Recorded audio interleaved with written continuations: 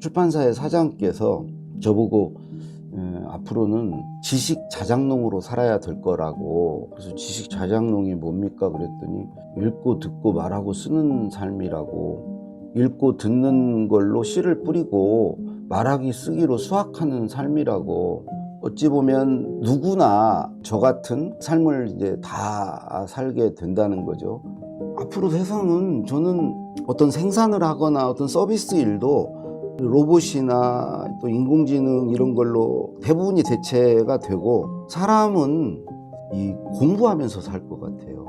읽고 듣고 말하고 쓰면서 산다는 거죠. 예, 안녕하세요. 플랜도시 다이어리 단톡방 여러분 반갑습니다. 저는 이제 지금 올해 이제 62년생입니다. 61고요. 52살 때부터 백수였습니다. 그러니까 이제 직장을 그때부터 안 다녔고요.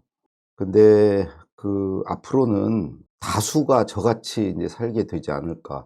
어떤 조사 보니까 2055년도를 어떤 변곡점, 특이점으로 잡은 조사가 있더라고요. 그때를 기해서 어디 직장에 다니는 사람보다 다니지 않는 사람의 숫자가 이제 더 많아진다. 저는 그렇게 될 거라고 봅니다. 이유는 우선 이제 오래 산다는 게 가장 큰 이유고요. 우리가 이제 백수 시대라고 그럴 때 이제 나이가 100살 먹어서도 백수라고 누렸다고 이제 얘기하지 않습니까?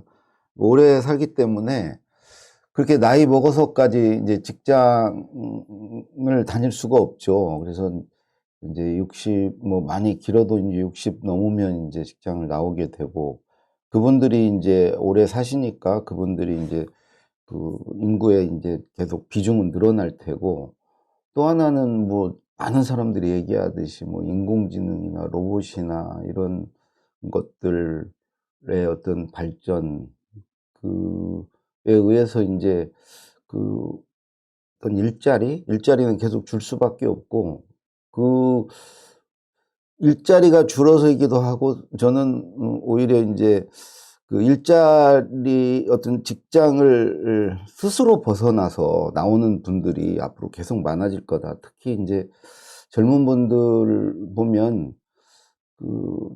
직장을 나와서 유튜버가 된다거나 아니면 이제 어떤 자기 개발을 하거나 이제 이런 분들이 계속 늘어나고 있고, 이제 그러다 보면 이제 직장 다니는 분보다 직장에 다니지 않는 분들이 다수가 되는 때가 오고, 거기서 이제 더 나아가면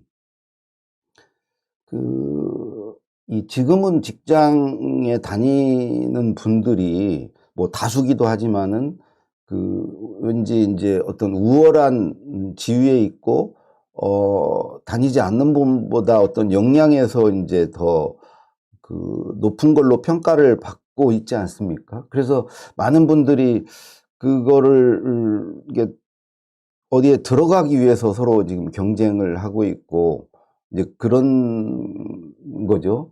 그러니까 예를 들어서 똑같이 돈을 벌더라도 이제 직장에 다니는 사람이 이제 더 우월한 것처럼 되어 있는, 좀 그렇게 인식되는 세상인데, 저는 이 역전이 일어날 거라고 봅니다. 오히려 직장에 안 다니는 사람이 더 역량도 있고 스마트하고 한 걸로. 그래서 어느 시점에선가는 야, 너 아직도 직장 다니냐? 웬만하면 나오지. 나와서 생활이 안 돼? 그렇게 매일 출근을 하고 윗사람 눈치 보면서 어떤 직장의 규율에 얽매여서 윗사람 눈치 보고 시키는 거 하면서 살아야 돼? 어지간하면 그냥 나와서 자유롭게 살지. 그렇게 이제 말하는 시대가 저는 틀림없이 올 거라고 보고, 제가 죽기 전에 그런 시대를 보게 될 거다. 저도 이제 나이 50까지는 이제 직장에 다녔는데 25년 다녔습니다. 그중에 17년은 회사에 다녔고요. 8년은 이제 청와대 공직에 있었는데, 25년 직장 생활을 하고 지금 거기를 나와서 지금 9년 차입니다. 이제 9년 차는 이제 월급을 안 받고 살고 있는데요.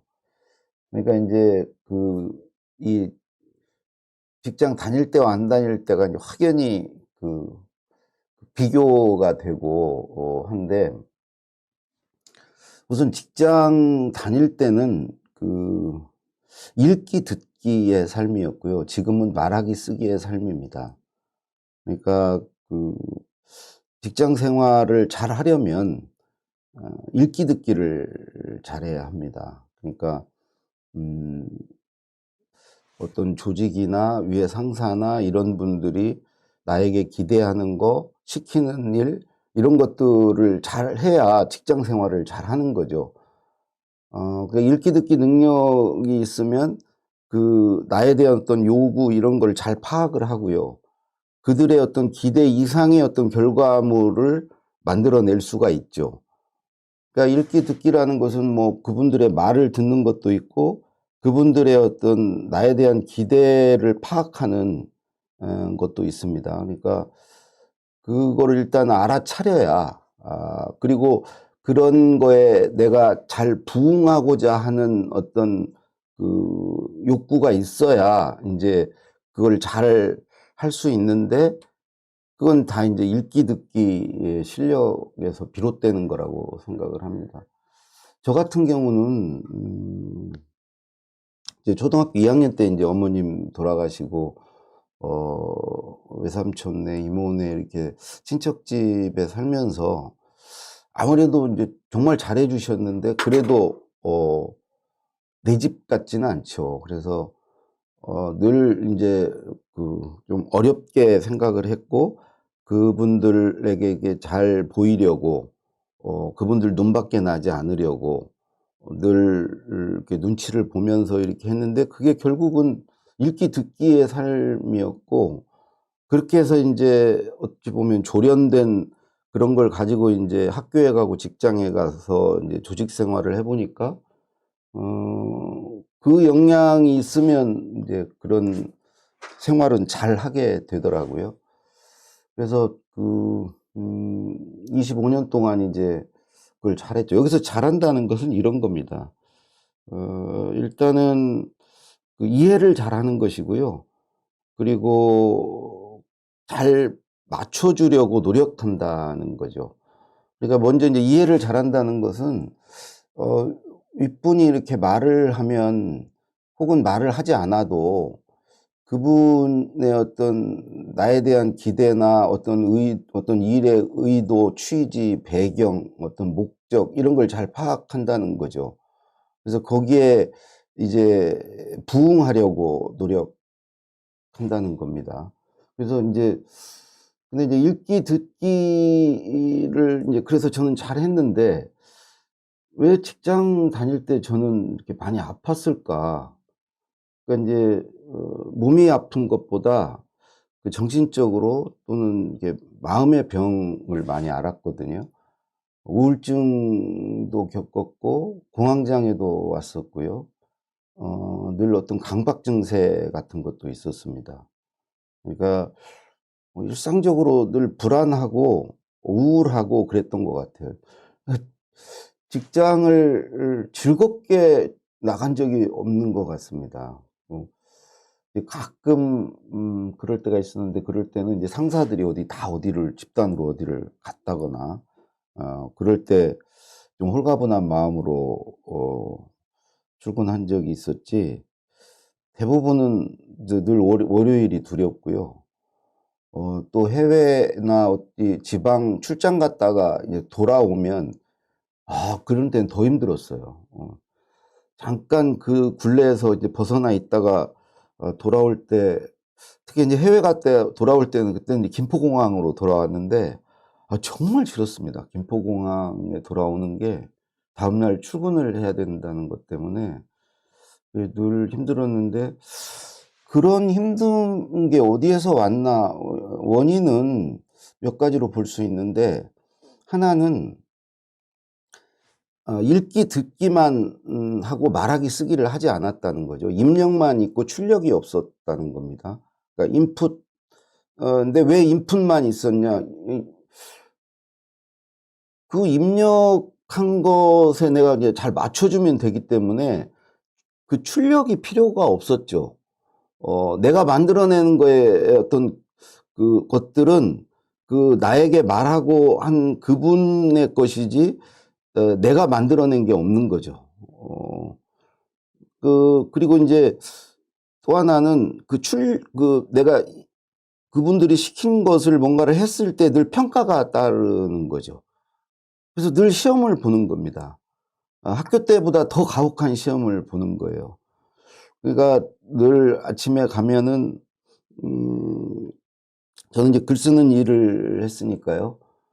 이게 루틴하게 진행이 되는 게 없이 갑자기 뭘 쓰라고 그러고요. 뭐 이런 게 너무 많기 때문에 그럴 때마다 '과연 내가 이걸 쓸 수 있을까?' 늘 불안하고 또 쓰고 나면은 늘 평가가 따르고 그러니까 어찌 보면 매일 논술 시험 보러 이제 회사에 가는 거죠. 근데 저같이 이제 글 쓰는 일을 않더라도 뭐 어느 직장이나 다 비슷하다고 생각합니다. 그래서 직장에 가면 주로 인제 예 듣고 그분들 생각을 읽는 게 주고 그거를 가지고 이제 뭔가를 어 맞춰 주는 거죠. 그리고 내가 만들어낸 것을 늘 평가를 받고 여기 이런 과정에서 말하기 쓰기는 없는 겁니다. 내 말을 하고 내 글을 쓰지 않기 때문에. 내가 예를 들어서 보고서를 쓰고 뭐 글을 썼다? 어떤 누구의 연설문을 썼다? 그거는 그 글은 읽기 듣기의 결과물이고 그 글의 주인은 내가 아닌 그걸 시킨 사람의 것이죠. 그 과정에서 저는 이제 소외되어 있는 것이고 또 그 과정에서의 말하기 쓰기는 없는 거죠. 직장에서 자기가 하고 싶은 말을 하고 하고 싶은 글을 쓰는 건 아니거든요.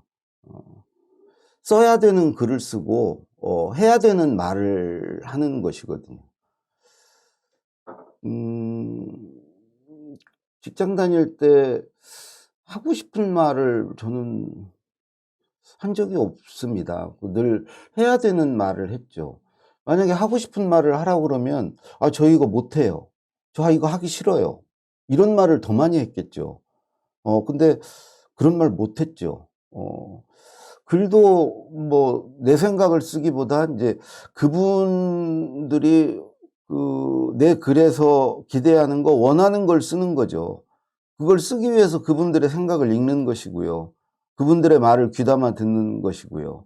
그래서 결과적으로 인제 대신에 뭐 월급도 받고 하지만은 여기서 인제 하나 늘 힘들었던 게 왜 이렇게 우울증에 걸리고 공황장애가 왔는가 보면 어 내가 가진 역량에 비해서 내가 해야 되는 일의 어떤 난이도는 높습니다.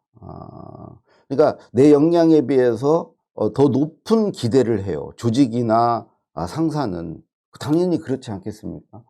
어떤 사람을 보고 그 사람에게 월급을 준다는 것은 그 사람 역량 이상의 것을 그 사람이 스트레스를 받으면서 시간을 투여해서 만들어 내기를 기대하는 거고 그거에 대한 보상으로 인제 월급을 주는 거죠.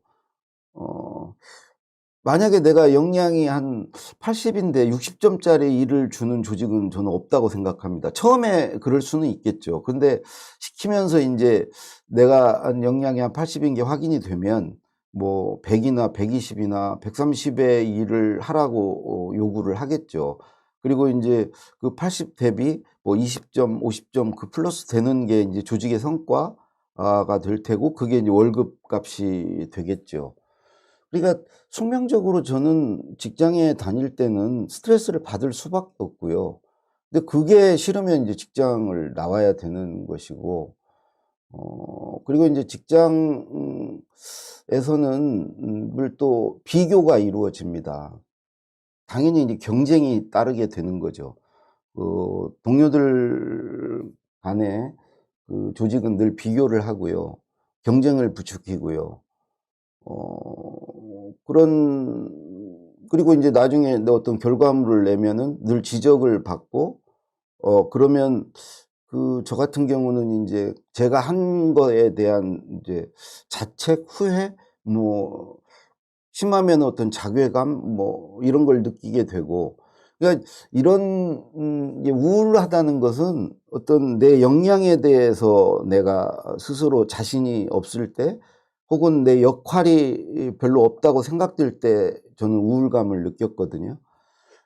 예를 들어 회사 생활하면서 내가 뭐 어떤 효능감을 가지고 막 이렇게 어떤 자신감을 가지고 일을 하면서 또 내 일의 결과가 조직에서 잘 받아들여지고, 그래서 내 역할이 있고 막 그러면 신나게 일을 했을 거예요. 근데 그 반대 상황에 늘 직면했습니다. 왜 그러냐면 아까 얘기했듯이 내 역량보다 더 나은 어떤 결과물을 늘 기대를 하고, 또 묘하게 조직은 윗분들이 저보다 더 어떤 경험도 많고요. 정보도 많고 그러기 때문에 그 그런 구조 안에서 늘 내 역량에 대해서 회의에 빠지게 되고요.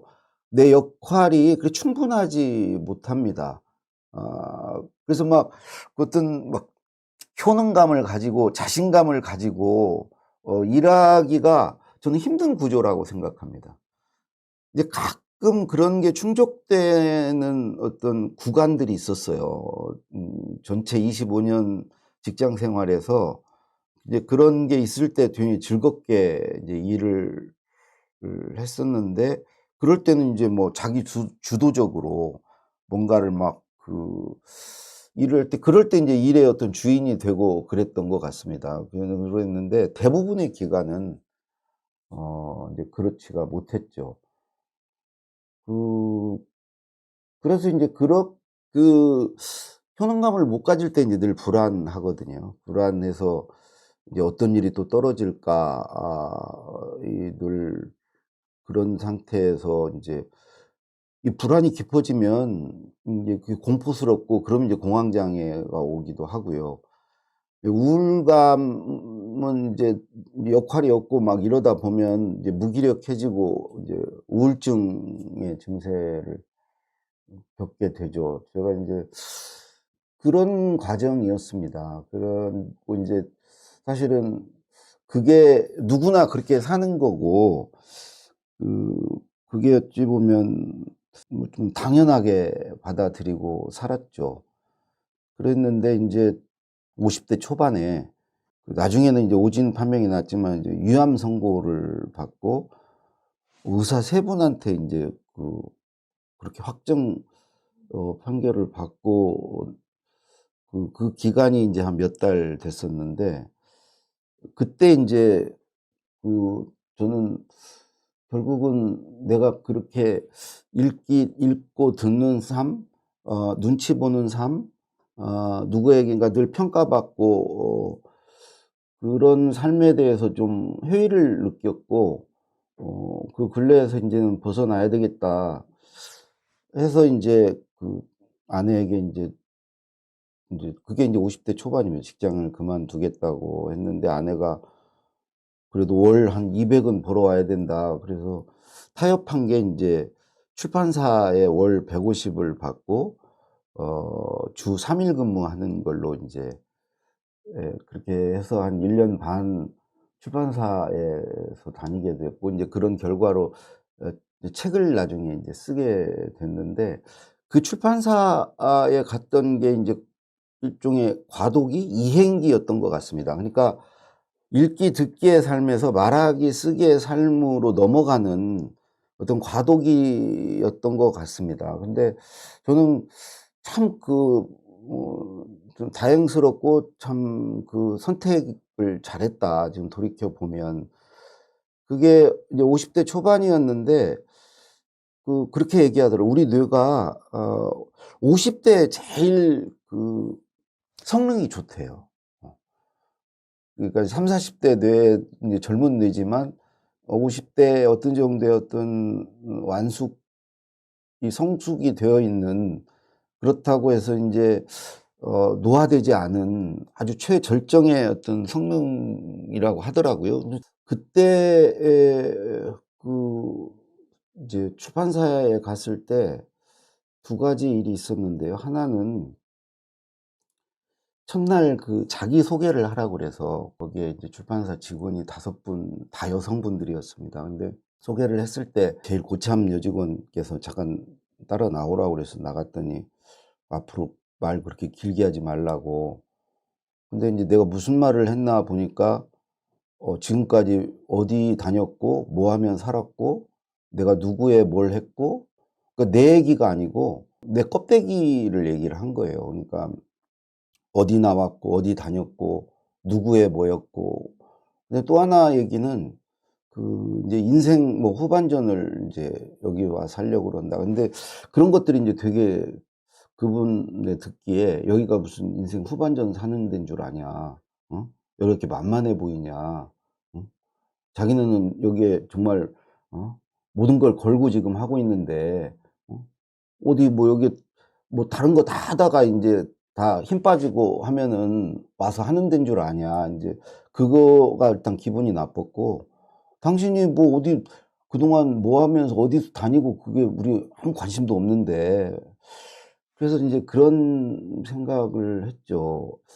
그리고 인제 그 시점에서는 제가 모셨던 분들도 다 돌아가셨고 그랬는데 여전히 나는 그거를 붙들고 내가 누구의 뭐였다, 내가 어디를 나왔다, 어디를 다녔다, 이걸 갖고 산 게 아닌가.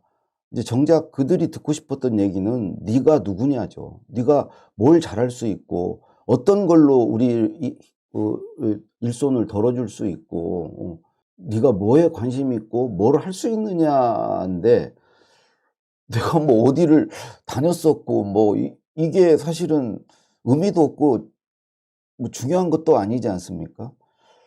그래서 그런 생각을 했어요. 아, 나는 지금까지 50살 되도록 어디에 들어가기 위해서, 또 그 들어간 데서 높이 올라가기 위해서, 높이 올라간다는 것은 내가 들어간 데에 제일 높은 사람과 가까워지는 겁니다. 그 가까이 올라가는 거예요. 어 이제 그러기 위해서 50 년을 살아왔는데, 그건 학교도 그렇고 직장도 그렇고 사실은 그게 어찌 보면 '내가 어떻게 주인인 삶은 아니었구나.' 내가 소속돼 있는 어디에 의해서 내가 그것에 기대서 내가 평가받고 싶고 인제 그거를 나의 정체성으로 삼고 살아왔구나 라는 생각도 들었고, 이제 그다음부터는 이제 그런 게 이제 없어진 거죠. 지금은 명함에 그냥 소속이 없습니다. 그냥 뭐 마땅한 게 없어서 그냥 작가라고 명함을 파고 다니고 하는데, 그때 인제 또 하나 사건은 인제 출판사의 사장께서 저보고 앞으로는 지식 자장농으로 살아야 될 거라고. 그래서 "지식 자장농이 뭡니까?" 그랬더니 읽고 듣고 말하고 쓰는 삶이라고.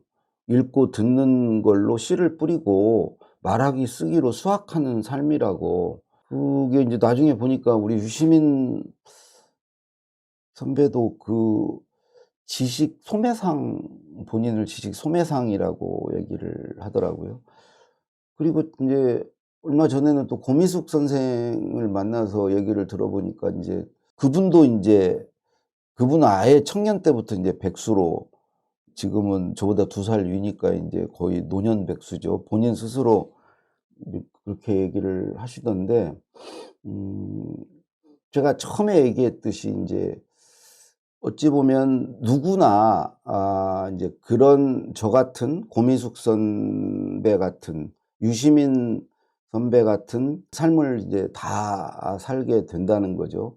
그러니까 인제 그런 삶이라는 것은 소속이 없는 겁니다. 어디를 나가지 않고 출근하거나 퇴근이 없고 이제 사는 건데, 그게 이제 우리 코로나를 겪으면서 그런 삶이 가능하다는 거에 입증이 됐지 않았습니까? 굳이 어디를 나가지 않아도 일도 할 수 있고 공부도 할 수 있고. 우리는 그 매일 어디를 나갔죠. 나갔고 그 나가는 데가 나의 소속이었고요. 나가서 일을 해야 됐기 때문에 그 소속이 필요했죠. 근데 지금은 안 나가도 되면은 굳이 소속이 필요가 없어지는 거죠. 그거를 백수라고 하지 않습니까? 이제 그 사람들이 이제 다수가 되고 이제 그런 세상으로 지금 저는 가고 있는데, 우리 여기 스터디언 이제 여기 플랜도시 다이어리 요게 지금 이걸 하고 계신 분들이 그런 세상에 대비하고 있고 그런 세상에 왔을 때 누구보다도 그 세상에서 가장 잘 그 적응할 분들이 아닌가. 앞으로 세상은 저는 어떤 생산을 하거나 어떤 서비스 일도 로봇이나 또 인공지능 이런 걸로 대부분이 대체가 되고, 사람은 이 공부하면서 살 것 같아요.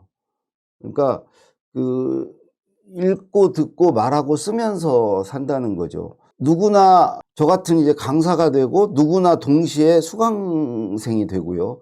또 누구나 저자가 되고 누구나 독자가 되는, 누군가는 이제 말하고 쓰고 누군가는 읽고 듣고, 또 역할이 바뀌어서 읽고 들은 사람이 또 읽고 들은 걸 가지고 말하고 쓰면 또 다른 사람이 그거를 읽고 듣고요. 이렇게 일종의 어떤 그 삶의 공동체, 공부의 공동체. 근데 여기에서 이제 저 같은 사람이 입증을 하지 않습니까? 이게 말하고도 돈을 벌 수 있다는 거, 이제 글을 쓰고도 글이 돈이 된다는 거. 그러면 거기에서 부가가치도 나오고 먹고 살 수 있는 이제 돈도 나온다는 거. 그래서 어찌 보면 여기 지금 들어와 계신 분들이 언젠가는 다 저같이 살지 않을까, 권미숙, 유시민 선배 같이 살지 않을까 하는 것입니다. 그렇게 살 수 있고요. 저는 말할 수 있는 건 다 글로 쓸 수 있다고 생각합니다. 단 말을 할 때 뭘 보고 말하지 않는 거죠. 기억으로 말하는 거죠. 그런 사람은 기억으로 쓸 수 있어요. 말하면서 오히려 더 기억이 각인돼서 또 말하면서 더 생각이 정리돼서 글을 쓸 수 있습니다. 저는 말해보지 않은 건 글로 쓰지 않습니다. 여러분도 그렇지 않습니까? 말하면서 야 이건 진짜 말이 된다면서 자기가 말하는 게 재밌어요. 그런 건 글로 쓰는 거죠.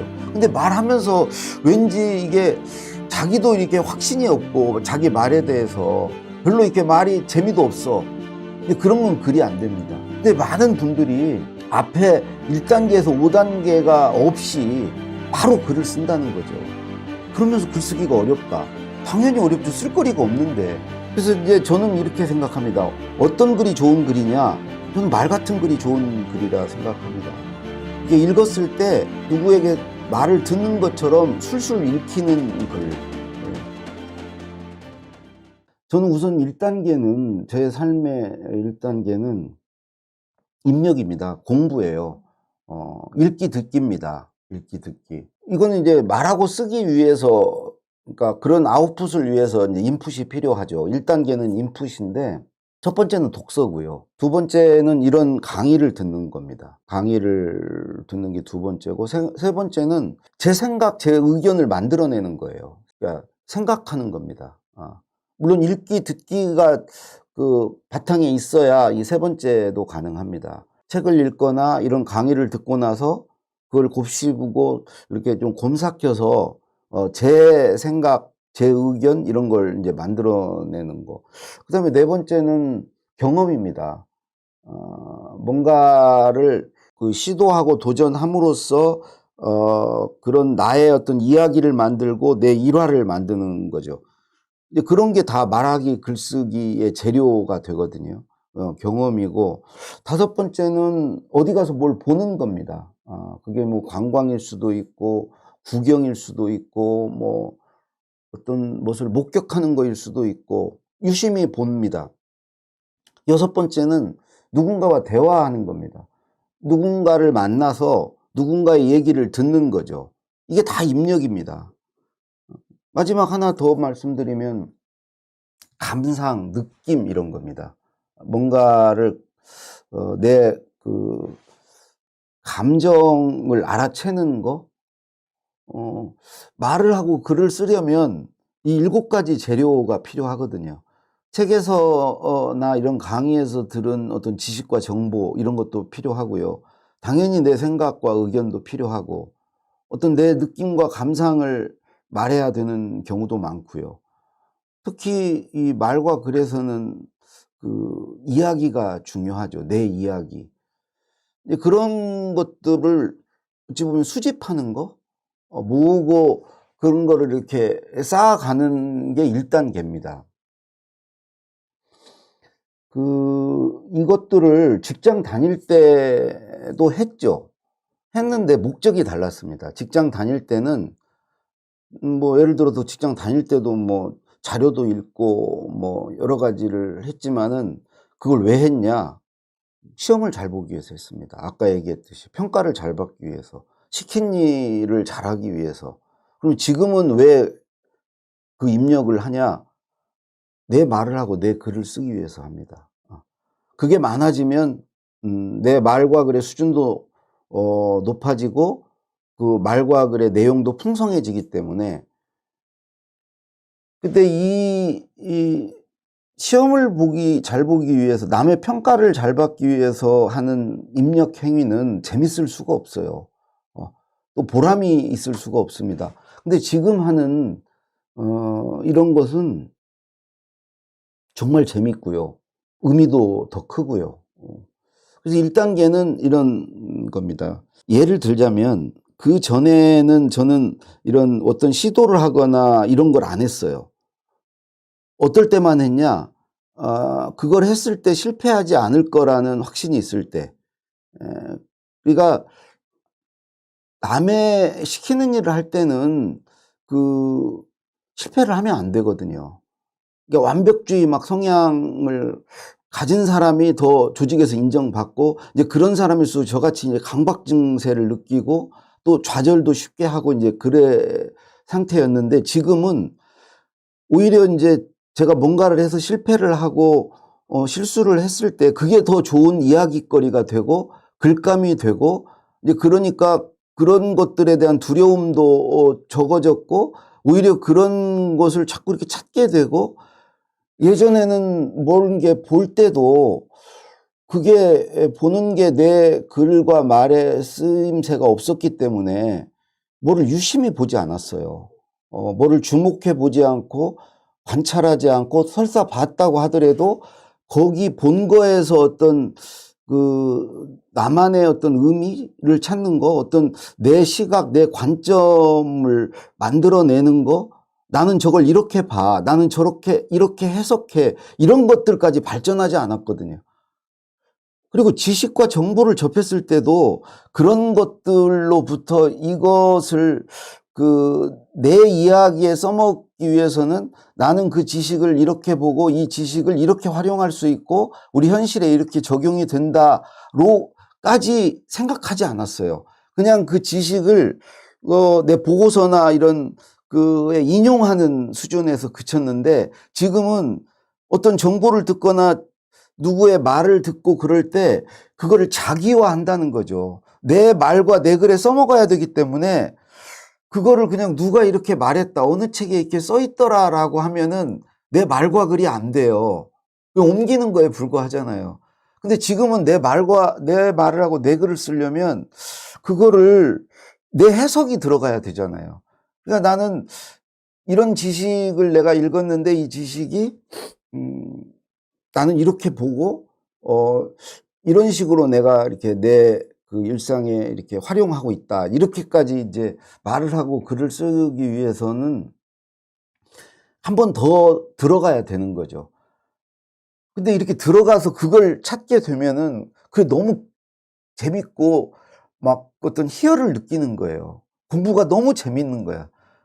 그러니까 그게 가장 저는 지금은 이 입력하는 게 가장 즐거운 일입니다. 이런 강의를 듣거나.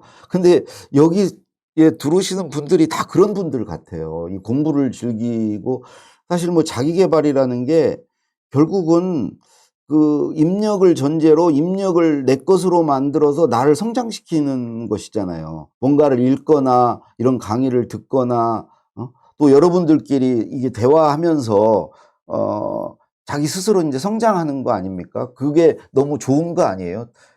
그걸 즐기는 거죠. 그래서 그 1단계는 일단 이제 그 공부하는 것이고요. 두 번째 단계는 메모입니다, 메모. 그러니까 뭘 읽고 듣고 경험하고 느끼고 뭐 보고 뭐 여러 가지를 1단계에서 하는데 그중에 그거를 다 기억하고 그거를 내 말과 글에 다 써먹을 수는 없는 거죠. 그중에 취사 선택을 해야 되지 않습니까? 그것의 어떤 편집을 해야 되잖아요. 그중에 뭘 골라내야 되는데 말할 거리, 글 쓸 거리를 골라내는 거죠. 그 골라내는 재미가 있습니다. 그 골라낸 것을 메모합니다. 네이버 메모장에. 지금 여러분이 제 말을 들으면서 뭔가를 메모를 하실 거예요. 바로 그런 메모입니다. 그때 그 저는 이제 이걸 네이버 메모장에 단어로 메모를 하는데 당연히 책 읽다가 메모 제일 많이 하겠죠. 그다음에 강의 듣다가 메모 많이 하고요. 세 번째로 생각하다가 메모 많이 합니다. 생각하는 때는 저는 딱 정해져 있어요. 잠들기 전에 생각하고요. 아침에 샤워하거나 화장실에 앉아 있거나 반신욕할 때 생각하고요. 세 번째는 산책하면서 생각하고요. 네 번째는 오늘 또 여기 오기 전에 이제 카페에 있었는데 카페에 있을 때 생각합니다. 카페에 가서 생각하고요. 어 저는 아내와 대화할 때도 인제 생각이 많이 나기도 하고 이제 그럴 때 메모를 합니다. 그리고 내가 뭘 겪은 일, 경험한 거, 그리고 이전에 어떤 있었던 일들, 저에게 일어났던 일들 이런 게 다 인제 메모거리입니다. 뭐 어린 시절, 학창 시절, 직장 생활할 때 일어났던 일들, 그때 나와 관계했던 사람들 뭐 이런 것도 메모를 하고 당연히 어디 가서 뭘 보거나 누구에게 듣거나 이런 것도 메모를 하고요. 그래서 두 번째 단계로 그 메모를 합니다. 근데 재밌는 것은 그 메모가 음 어찌 보면 그 1단계를 견인합니다. 2단계를 위해서 1단계를 하는 것이거든요. 그러니까 열심히 공부를 했는데 메모를 안 넣는다? 그럼 목적의식이 없는 거죠. 그 1단계가 재미없어지는 거죠. '내가 이걸 왜 하고 있지?' 근데 여러분들을 보니까 저는 여기서 이 플랜이 일종의 저는 입력이라고 생각합니다. 입력이라고 생각을 하고 거기에서 이제 메모까지도 포함이 될지 모르겠는데 이건 2로 넘어갈지는 모르겠는데 플랜이 1단계와 2단계라고 저는 생각을 해요. 사실은 우리가 여행을 갈 때 막상 여행지에 가면 뭐 어려움도 있고 뭐 여러 가지가 있는데 여행을 가기 전에 그 계획을 세울 때 그때가 제일 설레지 않습니까? 직장도 그렇죠. 직장도 저는 들어가기 전에 인제 그 신입사원 연수 받을 때까지 좋지 그거 끝나고 나서 인제 현업에 배치가 되면 절대 좋을 수가 없다고 생각해요. 모든 게 인제 그런 기대에 차 있을 때 좋은 건데 저는 그 1단계와 2단계가 그런 거라고 생각합니다. 나중에 이거를 써먹을 거에 대한 기대. 아 그래서 뭔가를 이제 1단계에서 뭔가를 찾아내고 그걸 2단계에서 메모를 했을 때 그 안에는 '야 이거 말이 된다. 이거 한번 말이나 그래 써먹으면 좋겠는데 이런 거죠. 아직 써먹지는 않았지만. 그러니까 두는 아니지만 일종의 플랜 단계죠. 그래서 그 1단계, 2단계가 그런 거고, 이제 세 번째 단계는 메모한 것을 말하는 겁니다. 이제 이게 두가 되겠죠. 어 제 아내에게 주로 말을 합니다. 저는 이제 아내나 저나 인제 뭐 어디 나가는 데가 없으니까, 그리고 하루 거의 온종일 같이 붙어 있으니까 늘 말을 아내에게 하고, 아니면 이제 저도 누구를 만나서 뭐 커피도 마시고 밥도 먹고 하니까 인제 그럴 때 말합니다. 그래서 그런 세 번째 단계가 없으면 저는 첫 번째, 두 번째 단계도 안 할 거라고 생각합니다. 써먹지 않을 걸 왜 만듭니까? 근데 여러분들이 또 그 세 번째 단계를 하고 계신 것 같아요. 여러분들끼리. 여러분들끼리 그걸 자기가 가진 걸 인증을 이렇게 보여주기도 하고, 1-2 단계의 것들을 보여주기도 하고, 서로 나누기도 하고, 자기 생각을 말해 보는 거죠. 근데 이렇게 직접 만나서 이렇게 하지는 않지만 비대면으로 이렇게 하는 게 앞으로 장차 우리의 어떻게 보면 미래입니다. 만나지 않을 거예요. 이런 식으로 온라인상에서 디지털로 만나서 말할 겁니다. 근데 이미 여러분들이 그걸 구현하고 계시다는 거죠. 이 일종의 공부 공동체인 거죠. 여기서 서로 인제 나누는 게 인제 세 번째 단계, 이 말을 해 보는 겁니다. 근데 이 세 번째 이렇게 말을 해 보면, 아내에게 인제 말을 해 보면 그 옥석이 가려집니다. 뭐냐면 그 두 번째 단계 네이버 메모장에 메모한 것들도 뭐 일종의 거기서 좀 추렸다고 하지만, 그 추린 거 가지고 세 번째 단계에서 말해 보면 그중에는 또 먹히는 게 있고, 또 좀 말이 되는 게 있고 아닌 게 있고 인제 구분이 되죠. 말을 해볼 때 압니다, 그거는. 써먹어 봐야 알아요. 그리고 써먹어 보면서, 저는 말해 보면서 내가 어떤 책에서 읽은 내용을 아내에게 말해 보면서 이게 내가 설명이 좀 제대로 되면은 내가 확실히 알고 있는 거고, 또 설명하면서 내가 그거를 정확히 알게 되기도 하고요. 그러니까 그 반응도 확인을 할 수 있는 기회가 되고요. 또 말하면서 저는 뭐 예를 들어서 옛날 어떤 기억들을 아내에게 말을 해 보면, 그 스토리텔링을 하면서 그 말에 일단 기억에 살이 붙고 이렇게 포장이 되고 이렇게 옷이 입혀지고 이렇게 되기도 하고요. 또 내 느낌이나 어떤 감상을 말할 때 내 감정을 확인하게도 되고요. 이제 그런 과정으로서 이 3 단계가 이루어집니다. 그래서 저는 그 그거를 수시로 해 봐야 된다. 그래서 그런 말동무가 있어야 된다. 저는 다행히도 인제 저 아내가 있는데, 그 옛날에 직장 다닐 때도 아주 그냥 흐린 날, 먹구름 맨날 비 오는 날에 가끔 이렇게 해가 돋듯이 잠깐 언뜻 있었던 그런 어떤 행복한 순간들은 내가 말할 사람이 있었을 때였어요. 그런 상사를 만났을 때. 내가 어디서 읽은 거, 내가 누구에게 들은 거, 혹은 내 의견, 혹은 내 감정을, 내 하소연을 말할 수 있는 상사가 있었을 때. 어 이게 인제 동료로는 좀 아닌 것 같아요. 왜 그러냐면, 내가 어떤 생각이 구체화되고 실현되기 위해서는 동료가 그걸 해 주지는 않거든요.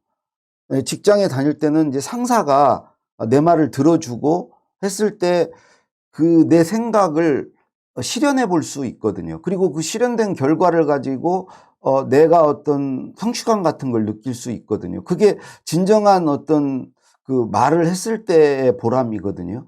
그건 이제 상사가 들어줄 수 있는 거지, 동기들끼리 매일 앉아 가지고 뭐 술 마시면서 얘기해서는 안 되는 거거든요. 근데 이제 그런 분들을 만났을 때 잠깐 행복했습니다. 그래서 이제 그런 분들의 특징은 나를 온전히 받아주고 존중해주고 나에게 기회를 주고 어찌 보면 자아 실현을 할 수 있는 어떤 기회를 주고 내 감정을 하소연을 공감해주고 이런 분들이었거든요. 여러분도 이제 그런 분을 만나면 저는 또 이렇게 생각해요. 인생에서 그런 분들을 만납니다. 근데 그게 많지 않아요. 이제 그런 분들을 만났을 때 자기 인생이 한 단계 도약한다. 저는 그렇게 생각을 하고요.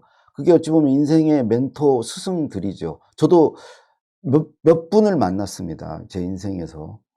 그걸 적시에 잘 만난 분들은 정말 운이 좋은 거고 또 인생이 잘 풀리는 분들이죠. 제가 이제 KBS 일라디오에서 평일날은 지금 이 사람이라는 강원국의 지금 이 사람이라는 프로그램을 합니다. 매일 새로운 사람을 모시고 30분 인터뷰를 하는데 이분들이 뭐 이렇게 돈을 많이 벌고 뭐 높은 자리에 올라가고 막 사회적으로 뭐 명망이 있고 뭐 꼭 그런 분들을 모시지 않아요.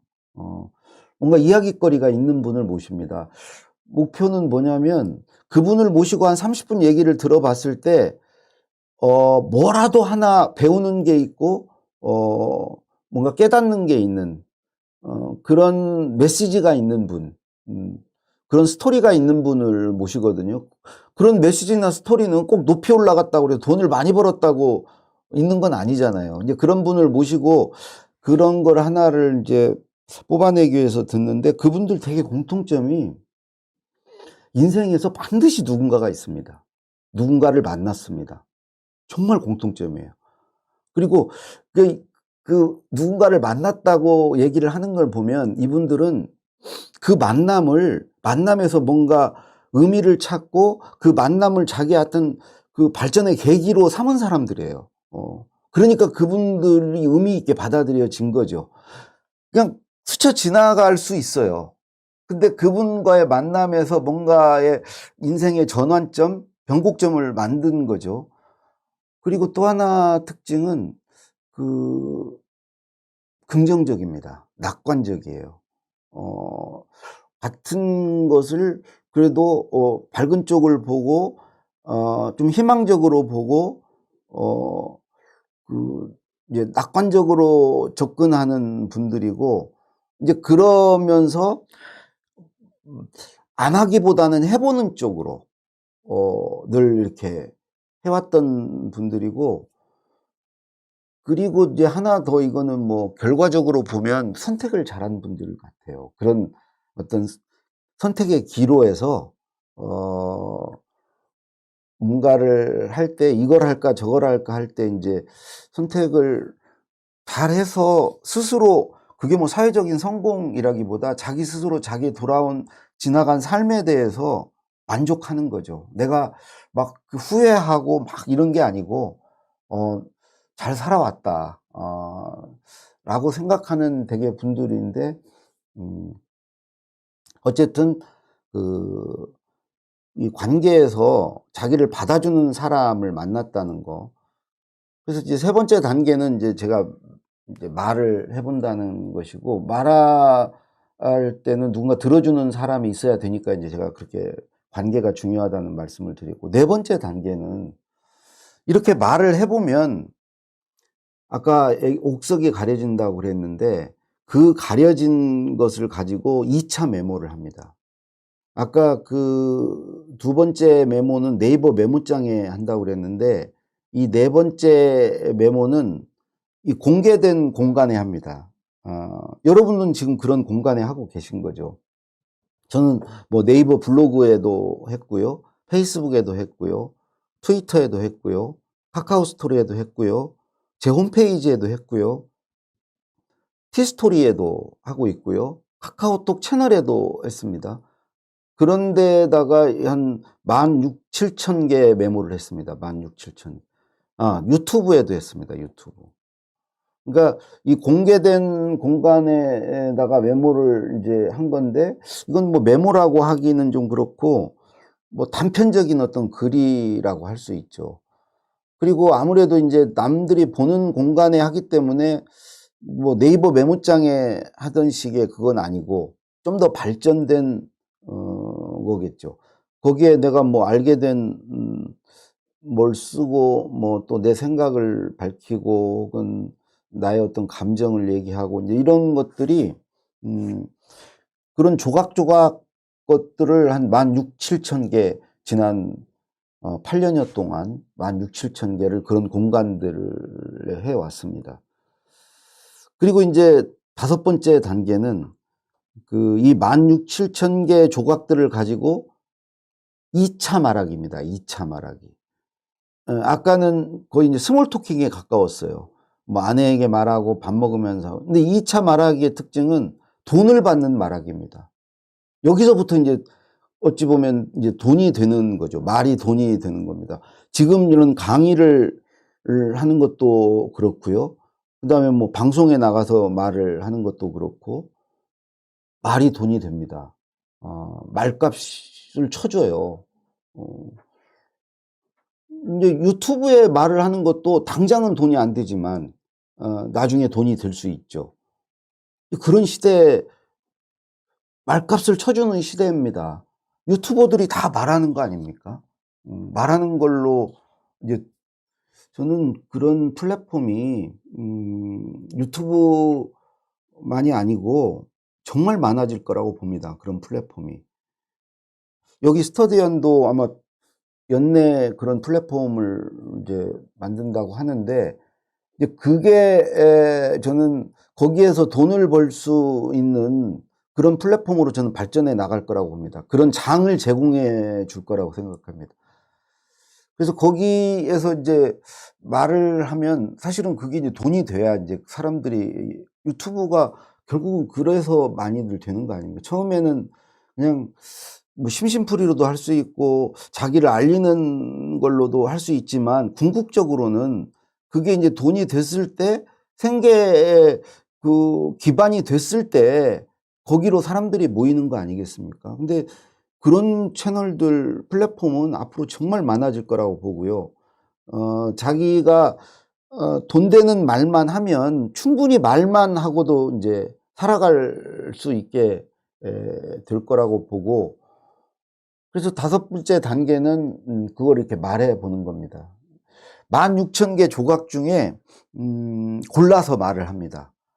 그러니까 여기서는 두 가지가 필요해요, 말을 할 때. 이게 뭐를 고를 건가. 그 고르는 거 하나하고 이 골라진 것들을 어떤 순서로 이렇게 엮을 건가. 요 요것만 있으면은 이제 말할 수 있는 거죠. 왜 그러면 16,000-7,000개 조각들이 이미 있기 때문에 그 앞단에서 준비가 됐기 때문에 이 말하기 단계에서 이 5번째 단계에서는 이거를 취사 딱딱딱 골라와서 이거를 순서를 딱 해서 하면 다 말을 할 수 있습니다. 아. 그래서 근데 오히려 이 말을 하면서 고르는 실력, 이거를 배열하는 능력을 키우게 됩니다. 이걸 키웠다는 것은 이제 말을 잘하는 사람이 되어가는 과정이기도 합니다. 그러니까 어찌 보면 돈 받는 말하기를 하려면 가장 기본적으로는 조각들을 만들어야 되고요. 그 개수가 많아야 되고요. 그 풀이 있어야 되고요. 16,000개, 7,000개 할 수 있는 말의 조각들이 많이 있어야 되고 두 번째는 그것들을 그 많은 것들 중에 뭘 불러와서 불러올 것인지 이거가 두 번째고 세 번째는 인제 그것들을 배열하는 실력인데 에 사실은 첫 번째가 가장 중요하고 그다음이 두 번째 그 편집 능력일 테고 세 번째가 인제 배열하는 구성 능력인데 구성 능력은 뭐 그다지 그렇게 중요하진 않지만 요거 능력만 있으면 이제 말하기로 돈이 된다. 말로 먹고 살 수 있다. 뭐 소크라테스도 그랬고 뭐 공자님도 그랬고 예수님도 그랬고 부처님도 그랬고 다 말로 사신 분들이고요. 단순히 말로 역사에 남은 분들이죠. 5번째 단계가 그렇습니다. 그럼 이제 6번째 단계입니다. 바로 여러분들 오늘의 주제인 글쓰기입니다, 글쓰기. 저는 말할 수 있는 건 다 글로 쓸 수 있다고 생각합니다. 단 말을 할 때 뭘 보고 말하지 않는 거죠. 기억으로 말하는 거죠. 그런 사람은 기억으로 쓸 수 있어요. 말하면서 오히려 더 기억이 각인돼서 또 말하면서 더 생각이 정리돼서 글을 쓸 수 있습니다. 근데 여기서 이제 저는 말해보지 않은 건 글로 쓰지 않습니다. 말로 충분히 검증받고 반응을 확인하고 좀 반응이 좋았던 말들, 그건 말하면서 자기 스스로 느껴요. 요거는 여러분도 그렇지 않습니까? 말하면서 야 이건 진짜 말이 된다 하면서 자기가 말하는 게 재밌어요. 그런 건 글로 쓰는 거죠. 근데 말하면서 왠지 이게 자기도 이렇게 확신이 없고 자기 말에 대해서 별로 이렇게 말이 재미도 없어. 그런 건 글이 안 됩니다. 글이 안 되고, 그래서 이제 그런 추려진 내용을 가지고 저는 이제 글을 쓰는데, 우리가 이제 하나 이제 5단계 말하기가 6단계 글쓰기로 가는 데 있어서 몇 가지 이제 추가되는 게 있어요. 말이 글이 되기 위해서는 말은 교정교열을 안 보죠. 퇴고가 없죠. 근데 이제 글은 6단계로 넘어가면서 이제 약간의 퇴고가 이루어집니다. 그래야 이제 말이 글이 됩니다. 이제 퇴고가 필요하고, 또 하나 뭐 이런 건 있을 수 있겠죠. 말을 할 때는 내 말을 듣는 사람이 이제 앞에 있으니까 좀 쉽죠. 반응을 그때그때 보면서 할 수 있으니까. 근데 이제 글을 쓸 때는 그 앞에 독자가 안 앉아 있잖아요. 그래서 그 독자의 어떤 반응을 미리 이렇게 유추하면서 상상하면서 쓸 필요가 있죠. 이제 그런 것들이 말하기보다 이제 글쓰기가 좀 어려운, 말이 글이 되기 위해서 추가돼야 될 일들이라고 생각하고요. 그래서 이제 그렇게 되면 이제 6단계에서 이제 글쓰기가 이루어집니다. 근데 많은 분들이 앞에 1단계에서 5단계가 없이 바로 글을 쓴다는 거죠. 그러면서 글쓰기가 어렵다. 당연히 어렵죠. 쓸 거리가 없는데. 그 조각들을 장만해 놓은 게 없는데. 그거 가지고 이렇게 뭔가 이렇게 연습을 해보고 또 반응을 떠보고 이런 과정이 없었는데, 완전히 자기화 되지 않았는데, 그게 말을 하면서 내게 되는 거거든요. 근데 그거가 없이 글을 쓰려니까 어려운 거죠. 글쓰기에 또 이런 건 있죠. 말하기에서 글쓰기로 옮겨올 때, 그 말을 할 때는 그냥 어휘를 선택을 그 이렇게 곱씹어서 선택하지 않죠. 근데 글을 쓸 때는 내가 쓴 어휘를 다른 걸로 바꾸기도 하고 이제 이런 과정이 추가가 되죠. 그리고 이제 그런 과정을 통해서 오히려 글을 쓰면서 한번 그런 과정을 겪게 되면 내 말이 더 정교화되는 거죠. 어휘도 풍부해지고 그러면 말이 더 나아지게 되는 거고, 그러니까 서로 상호작용하면서 상승작용을 일으키겠죠. 그래서 이제 저는 이렇게 생각합니다. 어떤 글이 좋은 글이냐? 저는 말 같은 글이 좋은 글이라 생각합니다. 이게 읽었을 때 누구에게 말을 듣는 것처럼 술술 읽히는 글. 근데 이제 읽으면서 우리는 말을 할 때는 말을 들으면서 좀 이상하면 이해를 못 하겠으면 표정으로나 아니면 이게 묻잖아요. 근데 무슨 얘기야? 뭐 이렇게 반응을 보이잖아요. 근데 글은 그런 반응을 없죠. 독자가 그런 말을 나한테 하지 않죠. 근데 글을 쓰면서 이제 그런 반응을 내가 느끼면서 그 반응에 반응하면서 이제 글을 써야 된다는 거죠. 그렇게 되면 이제 말 같은 글이 되는 거예요. 말과 같은 글이 되는 건데 그런 글이 좋은 거라는 거죠. 아니 이렇게 쓰고 이거는 좀 잘 못 알아먹겠는데, 그러면 글을 쓸 때는 그걸 좀 쉽게 고치잖아요. 그러면서 말이 되는 거예요. 말 같은 글이 되는 거죠. 반대로 저같이 이렇게 메모한 걸 말해보고 말해본 걸 다시 메모하고, 그러니까 말하기 글쓰기를 하다 보면 말도 글 같은 말을 할 수 있게 되거든요. 어떤 말이 좋은 말이냐? 들었을 때 들은 것을 그대로 뭐 녹음해서 글로 풀으면 거의 글과 같은 말. 그거는 글을 쓰면서 어휘도 바꿔보고 교정 교열을 많이 해본 사람은 교정 교열이 된 말을 할 수 있잖아요. 글 같은 말을 할 수 있게 되는 거 아니겠습니까? 그래서 이거는 이제 어찌 보면 글을 잘 쓰게 되면 말도 잘하게 되게 되는 거죠.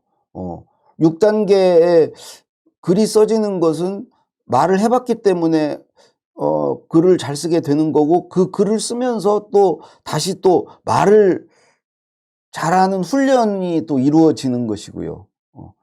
그리고 이제 마지막 7단계는 책 쓰기입니다. 글이 모아지면 그냥 책이 되는 거고, 저는 메모가 모아져도 책이 되고요. 말이 모아져도 책이 된다고 생각합니다. 그러니까 쉽게 얘기해서 말을 10시간 하실 수 있으면 어떤 주제에 관해서 당장 책 쓰실 수 있다. 말을 10시간 할 수 있으면. 예를 들어서 뭐 독서법에 관한 책을 쓰고 싶다. 그럼 독서법에 관해서 아무것도 안 보고 10시간을 말하실 수 있으면 책이 된다. 근데 그 10시간 말하는 분량을 만들고 그런 것은 앞단에 제가 말하는 기회를 2번이나 가졌잖아요. 스몰 토킹도 있고 돈 받는 말, 그런 과정을 통해서 10시간이 만들어지는 거다. 두 번째로 1000개의 메모를 하면 책을 쓰실 수 있다. 어떤 주제에 관해서 메모를 1000개만 하면은 책이 된다. 근데 이것도 역시 아까 2단계에서 메모도 했고, 제가 16,000-7,000개 메모를 했던 그 메모, 제가 다 강원국의 글쓰기는 그 메모로 쓴 책이고요. 대통령의 글쓰기는 말로 쓴 책이고요. 세 번째, 어떤 주제에 관해서 이미 나와 있는 모든 책을 읽고 모든 유튜브 강의를 다 들어도 책을 쓸 수 있다. 이건 아까 우리 여러분들이 지금 하고 계시는 것들 아닙니까? 책을 읽고 또 이런 강의를 들으시고. 근데 이제 주제를 하나 정하셔야 되겠죠. 그 주제를 정하셔서 그거에 대해서 뭐 집중적으로 책을 읽고 강의를 들으시면 다 책을 이제 쓰실 수 있다. 그게 이제 7단계입니다. 그래서 저는 여러분 모두 사실 이제 앞으로 언젠가는 이제 백수를 누리면서 백수의 삶을 이제 사셔야 되는데, 그때 가장 필요한 게 자기 책입니다. 직장 다니고 읽고 듣는 삶을 살 때는 이제 명함으로 살았다면, 말하고 쓰는 삶을 살 때는 책으로 사셔야 되는 거죠. 지식 자장농이 됐건 뭐 지식 소매상이 됐건 이제 그런 삶을 살려면은 제일 첫 번째 필요한 게 이제 책이고, 아마도 지금 여기에 들어오셔 가지고 이런 토요일 이렇게 강의를 들으시고 이런 분들은 저는 100%다 책을 쓰실 분들이라고 생각합니다. 여러분들뿐만 아니고 저는 앞으로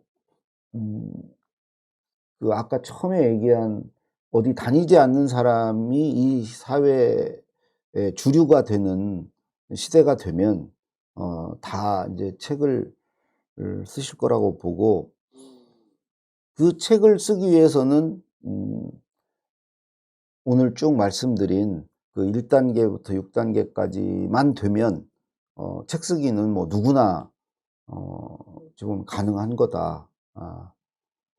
이렇게 말씀을 드리겠습니다. 저는 글쓰기 전에 늘 하는 일이 있습니다. 카페에 가는 거, 카페에 가서 쓰고 싶은 마음이 들 때까지 안경을 닦는 거, 이게 이제 글쓰기 전의 루틴이고, 그런 게 일정하게 없으신 분은 일부러라도 하나 만드세요. 한 2-3단계 이렇게 글쓰기 전에 뭔가 하는 일을 정해서 그걸 하면 이렇게 한 단계 한 단계 이렇게 들어갈수록 제 뇌는 이제 글쓰기 모드로 바뀌는 거죠.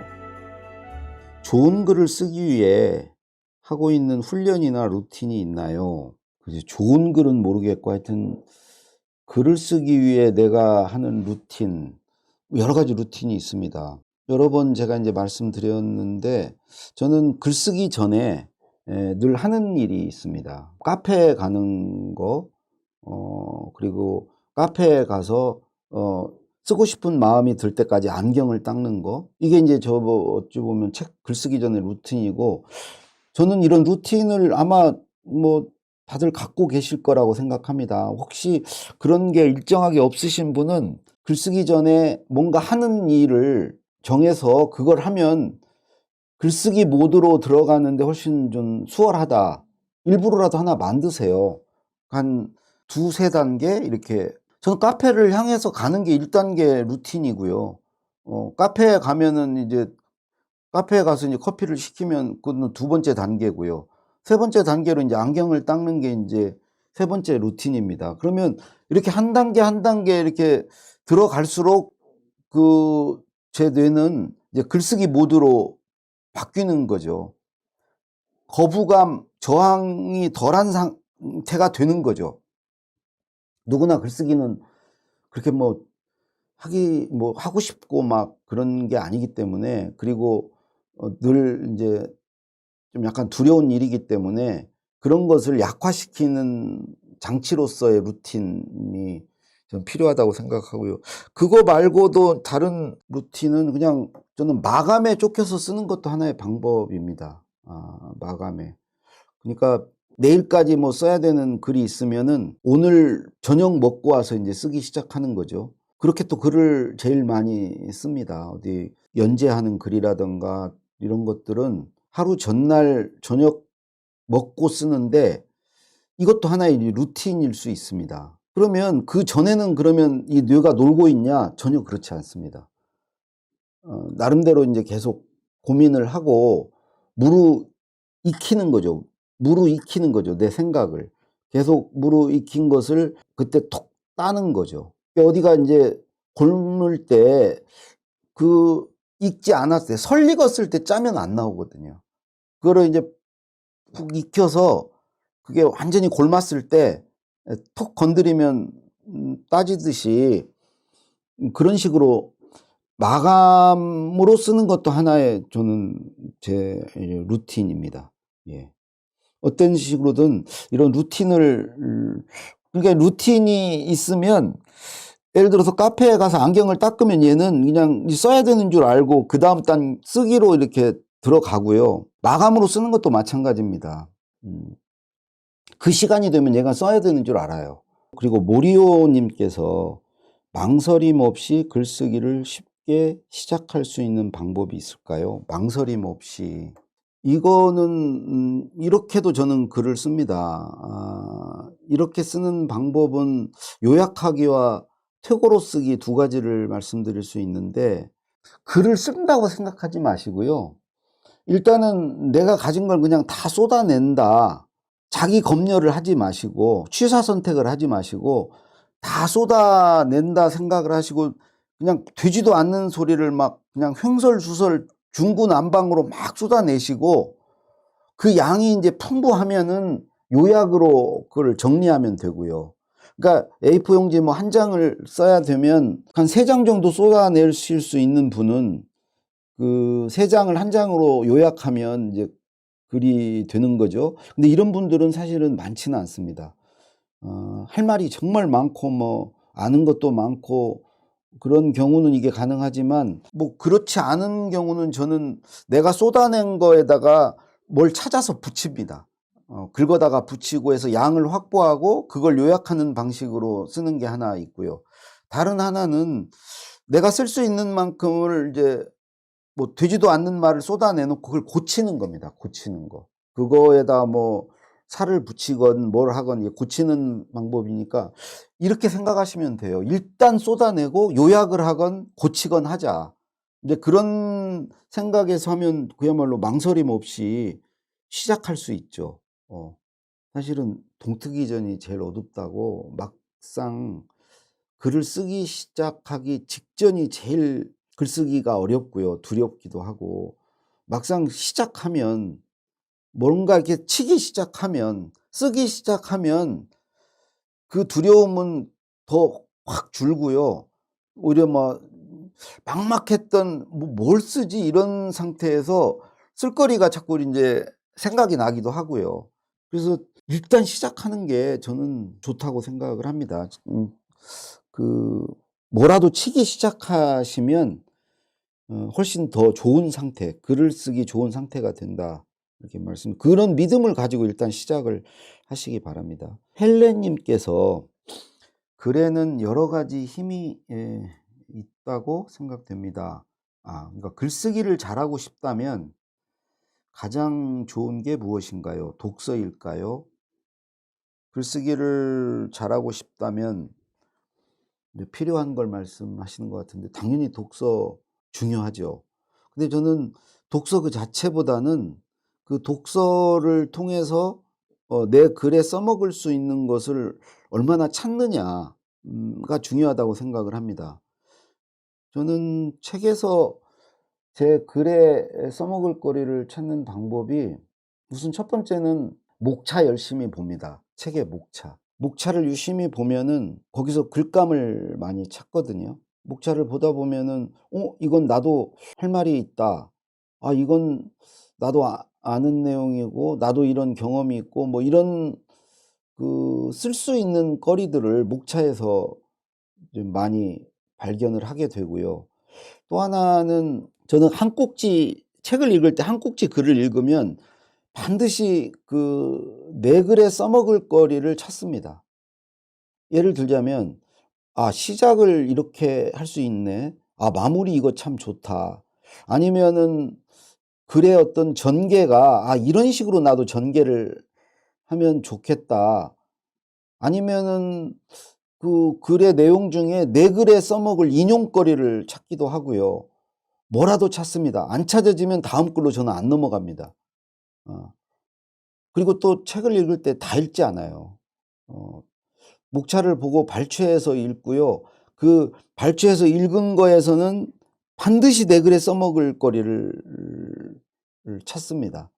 그렇게 했을 때 저는 독서가 글쓰기, 그러니까 읽기가 쓰기에 도움이 되지 않는가.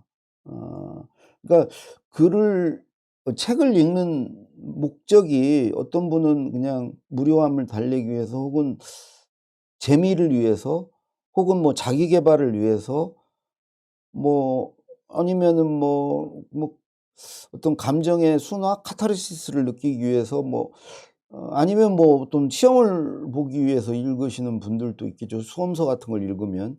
근데 저는 독서의 목적이 딱 하나예요. 분명해요. 글쓰기 위해서 읽습니다. 그래서 글감을 찾습니다, 그래서 저는 재미를 위해서 읽지는 않아요. 그러니까 소설이나 시는 거의 안 읽습니다.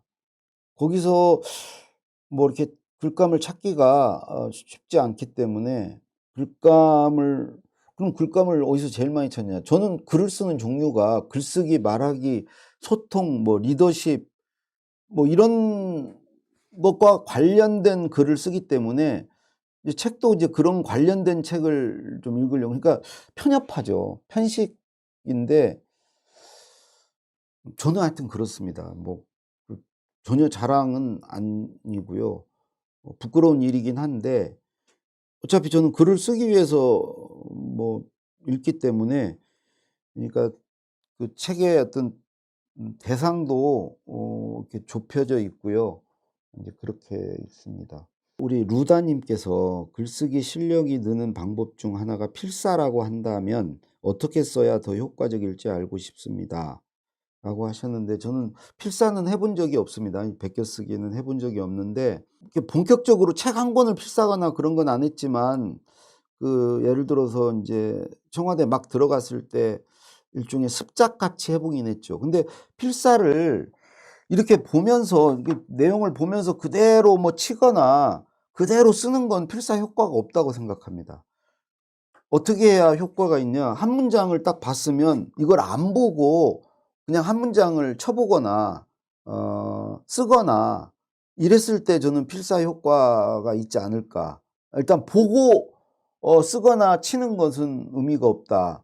그리고 더 나아가서 그거를 그대로 쓰는 거를 했다면 거기에서 단어도 좀 바꿔보고 문장의 형식도 내 나름대로 좀 바꿔보는 필사가 되면 훨씬 더 발전적으로 글쓰기 훈련이 되지 않을까. 있는 그대로, 물론 있는 그대로 쓰는 것도 뭐 의미가 있지만 그 필사를 하는 그 작가의 문체를 흉내내는 것도 좋지만 결국은 그걸 바탕으로 내 문체를 만들어야 되지 않겠습니까? 그래서 그런 것들까지 이렇게 발전하는 필사가 됐으면 좋겠고, 그다음에 또 하나 질문이 더 있으신데, 루다님. 퇴고하는 방법과 초보자가 주의했으면 하는 퇴고 방식에는 어떤 것이 있는지 알고 싶습니다. 나의 퇴고하는 방법과 초보자가 주의했으면 퇴고 방식. 저는 제가 이제 나는 말하듯이 쓴다에도 그 책에 실었는데, 저는 글을 하나 쓰면은 42가지를 이렇게 체크해 본다. 그게 나의 퇴고 체크리스트다. 그래서 뭐 거기에 여러 항목들이 있죠. 그중에 뭐 예를 들어서 사실과 다른 내용이 있는가 이런 것도 이제 체크해 보고, 굳이 뭐 빼도 되는 내용이 있는가 이런 것도 체크해 보고, 이런 걸 하나하나 인제 체크를 해 봅니다. 단어를 좀 다른 단어로 바꾸면 더 좋을 대목이 있는가, 아니면 그 문단의 순서나 문장의 순서를 좀 바꾸면 더 좋아질 부분은 없는가, 이런 거 체크해 봅니다. 그래서 결국 이 퇴고를 잘하려면 체크리스트가 있어야죠. 머릿속에 있거나 아니면은 자기 나름대로 이렇게 만든 체크리스트가, 인터넷에 가 보시면 그런 거 많이 있습니다. 이런 걸 체크해 보라고 하는 내용들이 많으니까 그거 가지고 자기의 체크리스트를 만드시면 좋을 것 같고요. 초보자가 주의했으면 하는 거는, 저는 일단 쓰자마자 퇴고하는 건 크게 의미가 없다고 생각합니다. 이렇게 좀 잠깐이라도 묵혀 두고 내가 쓴 글에서 좀 낯설어질 필요가 있다고 생각하고요. 그다음에 인제 초보자의 경우에 주로 오탈자나 그 비문, 문장이 이렇게 문법에 안 맞는 걸 찾는 데 이게 주안점을 두고 퇴고를 하시는데, 여러 번 하는데 그때그때마다 목적 의식을 갖고 해야 된다. 그러니까 오탈자 볼 때는 오탈자만 보고, 그다음에 뭐 비문을 찾을 때는 비문만 보고, 그래서 그렇게 보다 보면은 횟수가 되게 많아져야 됩니다.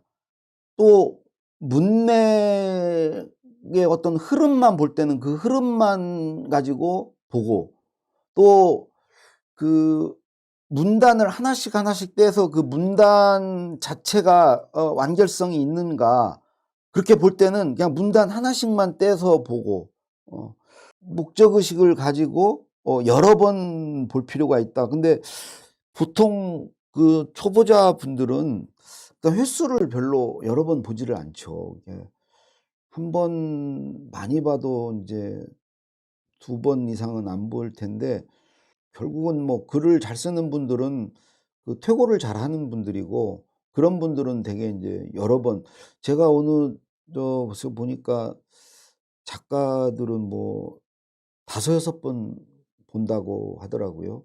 그 많이 보면, 저도 책을 낼 때 4-5번은 보는 것 같습니다. 근데 봐 보시면은 볼 때마다 고칠 게 있습니다. 그게 인제 어느 수준에서 내가 타협을 하고 스톱을 해야 될지 고민이 될 정도로, 그러면 보면 또 더 보면 더 고칠 게 있고 더 좋아질 거기 때문에, 그렇습니다. 그다음에 문장의 길이, 문단의 길이는 어느 정도가 적당할까요? 저는 이제 사람마다 다른데, 저는 짧게 쓰는 쪽입니다. 그러니까 장문이 아닌 단문 중심으로 쓰는데, 길이는 저 같은 경우는 이렇게 한 줄이 넘어가게 쓰지는 않습니다. 보통은 한 줄 반을 넘기지 마라. 아무리 길어도 문장이. 왜 그러냐면 문장이 길어지면 읽기도 좀 힘들고요. 글 자체가 좀 어려워지고, 또 이게 스텝이 꼬일 수가 있어요. 그러니까 주술이 안 맞거나 비문이 될 확률이 높아지죠, 문장이 길어지면. 그래서 저는 가급적 그 길이는 좀 짧게 쓰는 편이고, 문단의 길이는 저는 오히려 그 문단마다 길이가 이게 비슷해야 된다는 강박에서 좀 벗어나시는 게 좋다고 생각합니다. 어떤 문단은 짧게 치고 어떤 문단은 좀 길고, 그래서 이게 좀 변화가 있어야 글이 좀 더 지루하지 않지 않는가. 근데 보통은 저도 인제 처음 글 쓸 때는 그런 강박이 있어요. 되게 그 문단별로 분량이 비슷합니다. 그렇게 쓰려고 또 은연중에 노력을 하게 되고요. 근데 인제 '그러실 필요 없다.'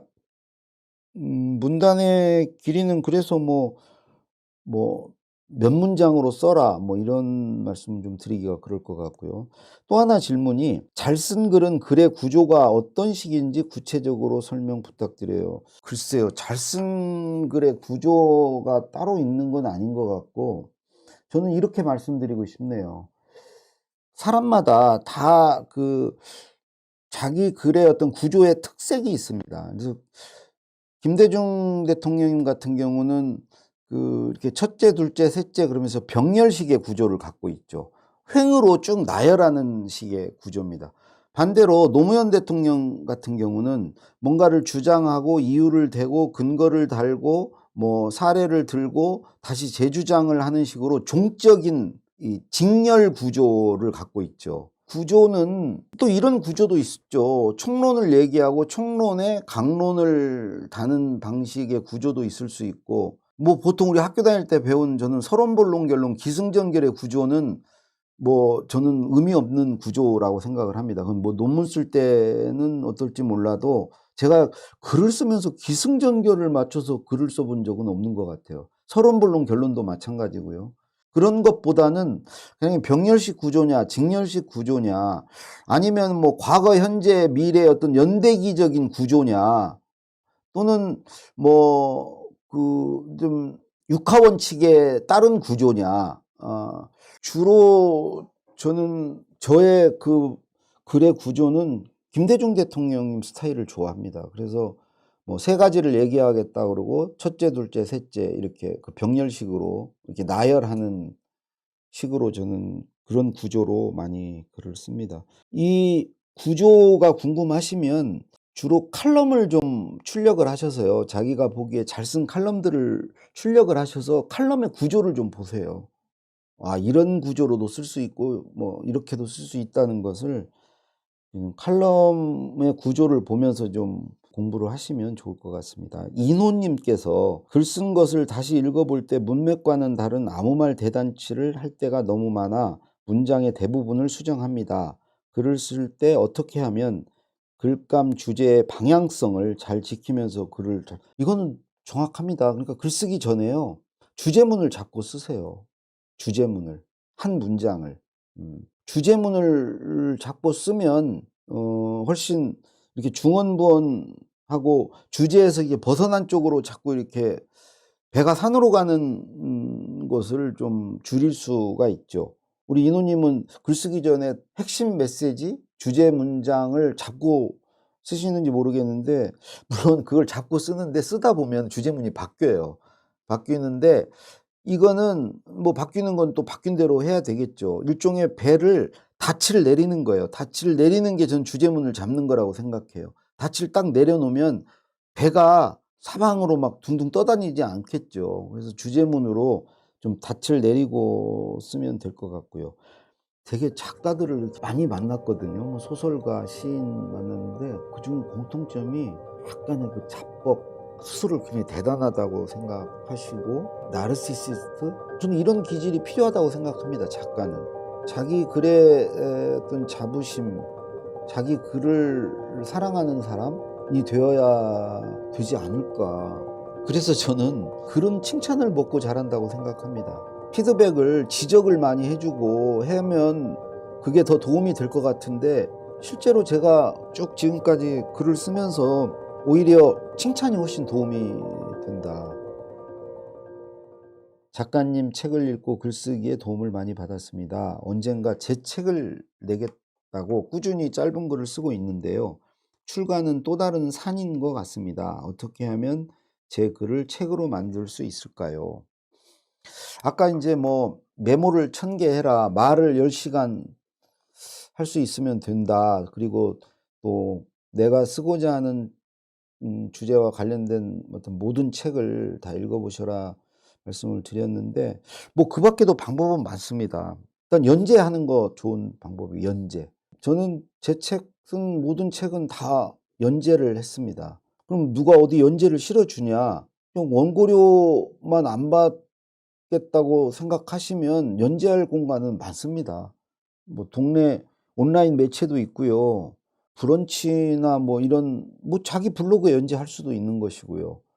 연재하는 것도 하나의 방법이고 또 하나는 사실 책을 쓴다는 게 좀 외롭고 이게 마라톤 같은 거거든요. 그래서 혼자서 하려고 하지 마시고 글동무를 모으거나 혹은 그런 분들이 있는데 들어가면 어떤가. 여기 참 좋잖아요. 이 플랜드시에 책을 쓰는 이 그룹을 만드셔서 서로 쓴 글들 혹은 자기가 짜 놓은 목차라든가 책의 제목이라든가 뭐 이런 것들을 이렇게 소개도 하고 의견도 좀 구하고 또 서로가 이렇게 격려도 하고 하면서 또 이렇게 쓰다 보면 또 벽에 부딪혀서 또 포기하고 싶고 그럴 때 서로가 서로에게 또 뭐 위로도 해 주고 뭐 이러면서 좀 같이 책을 쓰는 것도 좋은 방법이고요. 만약에 뭐 어떤 특정 주제에 서로 다 같이 꽂혀서 그런 분이 한 4-5분 된다 그러면 공저도 낼 수 있죠. 그러면 한 권 분량을 처음부터 다 쓴다는 게 뭐 부담이 되면 몇 분이 같이 모여서 같은 주제로 인제 그러면 내가 써야 될 꼭지수가 그렇게 많지 않으니까 그렇게도 할 수 있고요. 뭐 또 하나 방법은 일단은 지금 우리 영님은 쓰고 있다고 하셨는데 뭔가 어떤 주제가 정해져 있겠죠. 어떤 내용에 관한 책을 쓰시겠다고 지금 생각이 있으실 텐데 그 주제에 관해서 이미 나온 책의 목차를 뭐 알라딘이건 예스24건 가셔서 아니면 뭐 네이버에 가도 그 관련 책들의 목차를 출력할 수 있잖아요. 그 목차를 관련 책 한 30권의 목차를 한번 출력해 보세요. 거기에서 좀 저는 방향을 잡을 수 있다고 생각합니다. 그 목차를 쭉 보시면 '아 내가 어떤 식으로 책을 쓸 수 있겠구나. 쓰면 되겠구나.' 하는 걸 아실 수 있을 것 같고 하나만 더 말씀드리면 그 쓰고자 하는 책의 주제와 관련된 모든 자료를 한번 모아 보세요, 자료를. 우리나라에서 내가 이 분야에 관한 자료는 제일 많이 갖고 있다. 제일 많이 모았다고 자부할 수 있을 수준으로 한번 모아 보세요. 모으는 재미도 있고요. 아주 새롭고 어떤 희귀한 어떤 내용 자료를 찾았을 때 기쁨도 있고요. 그걸 모으는 그거 다 모으면 모으는 과정에서 책 쓸 준비가 다 됩니다. 올패스 님께서 글을 쓰고 스스로 피드백을 잘 주려면 어떻게 해야 할까요? 제일 좋은 것은 만족하는 거죠. 뭐 자뻑이라고도 할 수 있는데 스스로 감탄하는 겁니다. 되게 작가들을 이렇게 제가 만나서 많이 만났거든요. 뭐 소설가, 시인 만났는데 그중에 공통점이 약간의 그 자뻑 그러니까 류근 시인도 만났는데 스스로를 굉장히 대단하다고 생각하시고 나르시시스트 저는 이런 기질이 필요하다고 생각합니다, 작가는. 자기 글의 어떤 자부심, 자기 글을 사랑하는 사람이 되어야 되지 않을까. 그래야 또 글을 더 쓰고 싶고 글에 대한 자신감도 있고 그래서 저는 스스로 그런 피드백을 못 주는 분은 자기 가까운 데에 자기 주변에 자기 글을 칭찬해 주고 해 주는 어떤 사람, 어떤 존재가 있을 필요가 있다. 저는 그런 칭찬을 먹고 자란다고 생각합니다. 보통은 근데 피드백을 지적을 많이 해 주고 하면 그게 더 도움이 될 것 같은데 실제로 제가 쭉 지금까지 글을 쓰면서 오히려 칭찬이 훨씬 도움이 된다. 물론 이제 지적도 할 필요가 있죠. 근데 저는 칭찬 중심으로 피드백을 받는 게 좋고 거기에 뭐 일부 지적도 필요하겠죠. 하겠는데 저는 그나마 이렇게 쭉 꾸준히 제가 글을 쓸 수 있는 힘은 아내가 늘 뭐 어디 기고를 하거나 책을 쓸 때도 제일 먼저 아내에게 보여주거든요. 근데 아내는 뭐 늘 좋다고 그래요.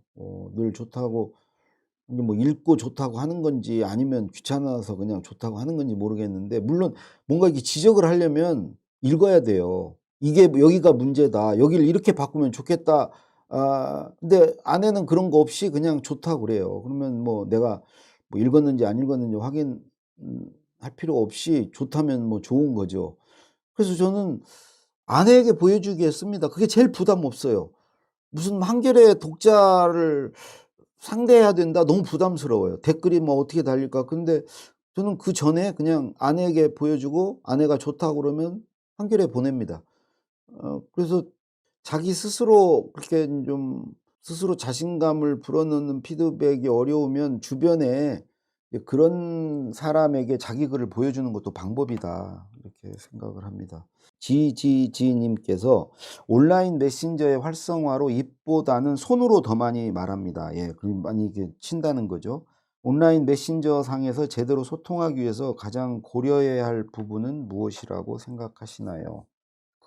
내 글을 읽을 사람을 상정하고 그 사람이 내 앞에 앉아 있다고 생각하고 그 사람과 내가 이렇게 오프라인에서 대화한다고 생각을 그런 느낌을 가지고 이 온라인에 글을 쓰시면 좋지 않을까. 이 카톡 할 때는 되게 그렇게 쓰시지 않습니까?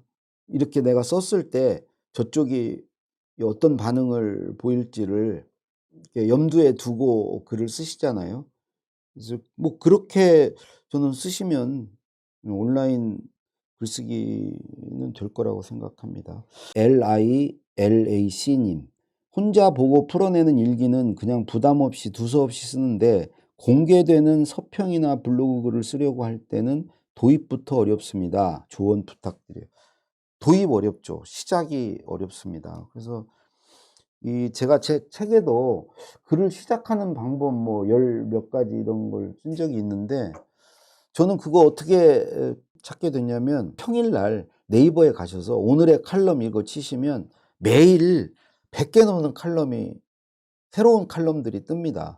그러니까 그 100개 넘는 칼럼의 첫 문장만 다 긁어다가 이게 빈 문서에다가 하나 붙이시고 그럼 100개 넘는 첫 문장을 확보하는 거 아닙니까? 그거를 유형별로 한번 분류를 해 보세요, 유형별로. 그러면 글을 어떻게 시작해야 되는지 되게 가늠이 되실 거예요. 그런 유형 중에 하나로 시작하면 됩니다. 예를 들어서 뭐 어떤 글은 딱 정의를 내리면서 시작해요. 그 정의를 딱 내리고 그것에 관해서 인제 왜 그렇게 자기가 정의를 내렸는지 이게 풀어가는 식으로 하기도 하고 어떤 분은 이렇게 질문을 하면서 시작을 합니다. 그 질문에 대한 답으로서 글을 쭉 써 나가는 거죠. 또 어떤 분은 자기 일화를 소개하기도 합니다. 자기가 옛날에 뭐 이런 일이 있었다. 또 어떤 분은 어떤 사람의 말이나 어떤 이론을 인용하면서 시작하기도 해요. 인용을 하면서 시작할 수도 있고 또 어떤 분은 자기 글의 어떤 주제를 밝히면서 시작하기도 합니다. 뭐 다양한 시작 방법들이 있죠. 뭐 그 밖에도 어떤 글을 보면은 느닷없이 이렇게 누군가의 대화, 누구의 대화인지는 모르겠는데 혹은 누구의 말인지는 모르겠는데 이게 말을 소개하면서 시작하기도 하고요. 다양한 시작 방법이 있는데 그 방법이 그렇게 많지도 않아요. 그래서 그거를 한번 정리를 한번 하시면 시작하는 어려움을 덜 수 있지 않을까 싶습니다. 한번 해 보시길 바라고요. 12번째, 전문 지식과 같은 어려운 내용을 초등 중학생에게 알기 쉽게 설명해 주는 글을 쓰는 것이 참 어려운 것 같아요. 전문 지식인들에게 공유되는 글이 아닌 대중의 눈높이에 맞춰 글을 보다 알기 쉽게 쓰는 방법에는 무엇이 있을까요? 저는 아까 말씀을 드렸는데 먼저 말해 보는 거라고 생각합니다. 글은 말에 비해서 굉장히 추상화되어 있습니다. 근데 말은 구체적이거든요. 그러니까 말이 훨씬 쉽다는 거죠. 그래서 말을 만약에 어렵게 하면은 내 말을 듣는 사람이 이렇게 표정으로 보여줍니다. 그래서 어렵게 할 수가 없어요. 그러니까 말하면서도 자꾸 이렇게 자기가 쉽게 풀어서 말을 하게 되고요. 또 하나 저는 글을 쉽게 쓰기 위해서 사전을 활용합니다. 예를 들어서 내가 어떤 표현하고자 하는 내용의 어휘가 있을 거 아닙니까? 그 단어, 그 낱말을 네이버 국어사전에다 쳐보면 뜻풀이가 나오잖아요. 단어의 뜻풀이. 그게 훨씬 쉽게 풀어져 있거든요. 저는 그 뜻풀이를 내 글에 씁니다. 그리고 어떤 개념 같은 경우는 그것도 이제 네이버에 쳐보면 지식백과나 이런 게 있지 않습니까? 뭐 다음은 백과사전인가 뭐 있죠. 거기에 쉽게 또 풀어져 있잖아요. 그중에 저는 중학생을 위한 지식백과나 고등학생을 위한 백과사전 뭐 이런 걸 보거든요. 거기에는 정말 알기 쉽게 풀어져 있습니다. 그러면 그 개념을 내 글에 쓰지 않고 그 풀어져 있는 내용을 내 글에 활용해서 씁니다. 그러면은 아무래도 훨씬 쉬운 글이 됩니다. 예. 베리근 님께서 글쓰기의 유익함과 그렇지 않은 점이 있다면 한 가지씩 부탁드립니다. 뭐 유익함은 정말 많죠. 예를 들어서 뭐 글을 쓰지 않으면 저는 돈이 안 되죠. 그 써야 원고료 뭐 책의 인세 이런 것도 들으니까 일단 돈이 된다는 거. 그리고 여러분도 글 쓰시면 아시겠지만은 자기 생각이 정교해집니다. 정리가 돼요. 그리고 또 하나는 감정의 카타르시스가 이루어집니다. 감정의 해소가 돼요. 글을 쓰면 어떤 부정적인 감정에서 인제 저는 벗어나게 돼요. 뭐 그 밖에도 글이라는 건 이제 기록이고 기록은 남지 않습니까? 그게 글을 쓰지 않으면 잊혀질 사라질 것들이 나의 존재가 글로써 남는다는 것도 저는 굉장히 의미가 있다고 생각을 하고요. 뭐 그 밖에도 뭐 글을 써서 얻는 건 많죠. 저런 것도 있을 수 있죠. 뭔가 인정 욕구의 충족? 또 글을 쓰면서 내가 어떤 이게 발전할 수 있기 때문에 어떤 성장 욕구도 충족이 될 수 있고 그에 반해서 그렇지 않은 점 굳이 글을 안 쓰면 뭐 욕먹지 않을 거 혹은 뭐 이렇게 비난받지 않을 것을 글로 표현해서 적을 만들거나 누구로부터 인제 공격을 당할 수 있겠죠. 근데 사실 그게 두려워서 안 쓰면 그 앞서 얘기한 그런 유익함을 못 누리잖아요. 한편으로는 그걸 감수해야 되겠죠. 또 그것을 뭐 '완전히 나는 그걸 피해야 되겠다.' 하는 것보다는 그걸 그냥 상수로 두고 그걸 어쩔 수 없이 받아들여야 되는 걸로 두고 인제 글을 쓰는 게 좋겠죠. 오히려 인제 글을 쓰고 나서 뭐 반응이 좋을 때라든가 무슨 돈이 들어올 때는 그 행복감을 느낄 수 있을지 모르겠는데 그리고 되게 인제 글쓰기에서 만약에 행복감을 느낀다면 글을 쓰다가 이 졸가리가 이제 타졌을 때 방향이 잡혔을 때 '아 이렇게 쓰면 되겠다. 아 됐다 이제.' 그럴 때 기분 잠깐 좋고요.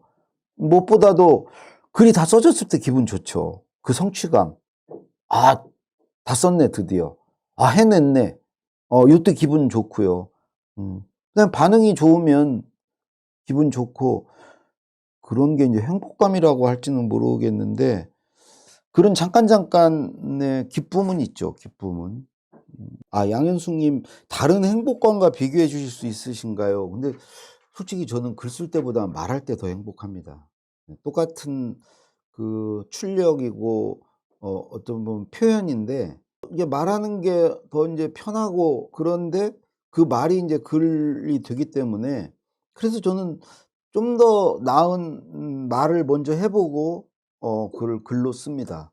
근데 사람마다 좀 다를 수 있어요. 어떤 분들은 자기는 말하기보다 인제 글쓰기가 더 편하고 한 분들 있을 수 있죠. 인제 그런 분들은 저와 다를 수 있겠죠. 예. 그리고 이지성 님께서 글 쓸 때 주제를 정하는 방법이 있나요? 주제를 우선 저는 소재에서 먼저 찾습니다. 소재에서. 내가 그러니까 글감이죠, 글감. 내가 갖고 있는 어떤 경험이라는 소재 혹은 내가 아는 어떤 지식이라는 소재 뭐 이런 게 있을 거 아닙니까? 이제 거기에서 주제를 찾을 수 있죠. 예를 들어서 경험 어떤 나에게 일어난 어떤 사건이 있었다. 내가 어떤 겪은 일화가 있었다. 그러면 그 일화가 나에게 준 어떤 교훈이나 어떤 깨달음 같은 게 있으면 그걸 주제로 정해서 글을 쓸 수 있겠죠. 근데 보통은 글을 쓸 때 이제 주제를 정해 주잖아요. 그래서 그 주제에 맞는 또 소재를 찾아서 쓰기도 하는데 아마 우리 이지성 님께서는 이제 어떤 주제로 글을 써라 이런 경우가 아니고 자기가 쓰고 싶은 글을 쓸 때 그건 저는 소재에서 출발합니다. 주제를 그냥 정하지 않고 내가 그러니까 주제를 그냥 뭔가 덜썩 정하면 거기에 맞는 소재를 없을 수 있잖아요, 재료가. 그러니까 이런 거죠. 요 음식을 만들 때 냉장고에 있는 재료를 보고 그 재료를 가지고 만들 수 있는 음식을 정하는 게 이제 소재를 가지고 주제를 정하는 건데 그렇지 않고 주제부터 덜썩 정하면 어떤 요리를 음식을 만들어야 되겠다고 하면은 이제 그 재료를 사러 나가야 되고 뭐 이런 번거로움과 여러 가지 어려움이 있죠. 그래서 저는 일단 소재에서 찾습니다. 소재에서. 이렇게 한번 써 보세요. 예를 들어 A4 용지 같은 데다가 쓸 수 있는 소재를 쭉 나열해 보시고요.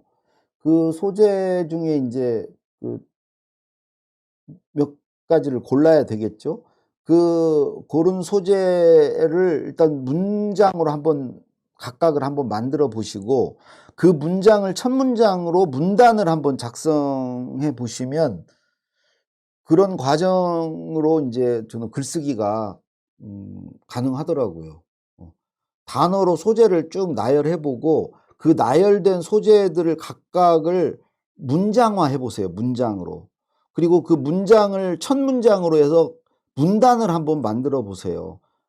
그러면서 인제 글을 저는 많이 쓰거든요. 네. 책 잘 읽었습니다 님께서 글을 쓸 때 처음 쓴 문장이 좋은가 하면 몇 번 수정을 할수록 나아지는 경우가 있습니다. 수정은 많이 할수록 좋은지 작가님은 글을 쓸 때 수정을 얼마나 하시는지 요거는 앞에 인제 말씀을 드렸는데 맞습니다. 처음 어떤 직관적으로 쓴 문장이 아주 좋은 경우 있죠. 그런 그 내용이 좋은 경우 있는데 저는 거의 그런 경우는 드물고요. 대개는 좀 이거를 숙성시키고 좀 이렇게 고쳤을 때 더 나아지거든요.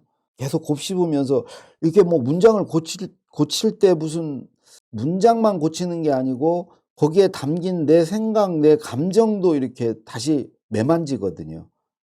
그런데 그런 작업을 저는 한 서너 번 정도 하는 것 같습니다. 예, 수정을. 그다음에 18번째 박성배 님께서 "글 읽기 쉬운 글이어야만 좋은 글일까요? 읽기 쉬운 글이어야만 좋은 글이냐?" 물론 뭐 꼭 그렇지는 않습니다. 근데 그 글이 누구를 대상으로 하는가. 뭐 어려운 거를 잘 이해하시는 분이 독자라면 굳이 쉬울 필요 없죠. 내 글을 읽을 독자가 중요한 것 같고요. 일반 불특정 다수를 대상으로 한다면 개중에는 그걸 어려워하는 분들이 반드시 계실 거니까 쉬울수록 좋겠죠. 근데 인제 글이 어떤 글이 좋은 글이냐 할 때 뭐 1번 쉽고 2번 정확하고 3번 명료하고 4번 간결하고 5번 재미있고 뭐 이런 얘기들 하거든요. 근데 이 중에 제일 중요한 게 뭘까 싶으면 저는 쉬운 거라고 생각합니다. 일단 이해가 안 되면 좋은 그리기 어렵죠. 출발점이 일단 무슨 말을 하는지 알아먹어야 되니까 어려우면 좋은 그릴 수 없는데 대상이 이제 그렇지 않으면 굳이 꼭 쉬운 글만을 고집할 필요는 없다.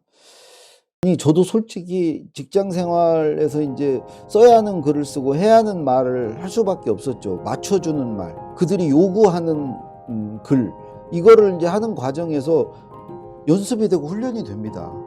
남에게 맞춰주는 훈련이요. 재밌는 일은 결코 아니지만 결국은 그런 훈련이 나중에 내가 하고 싶은 말을 하고 쓰고 싶은 글을 쓸 때 도움이 당연히 되죠. 버텨야 된다. 하기 싫어도 좀 견뎌내야 된다. 그 말씀은 드리고 싶습니다.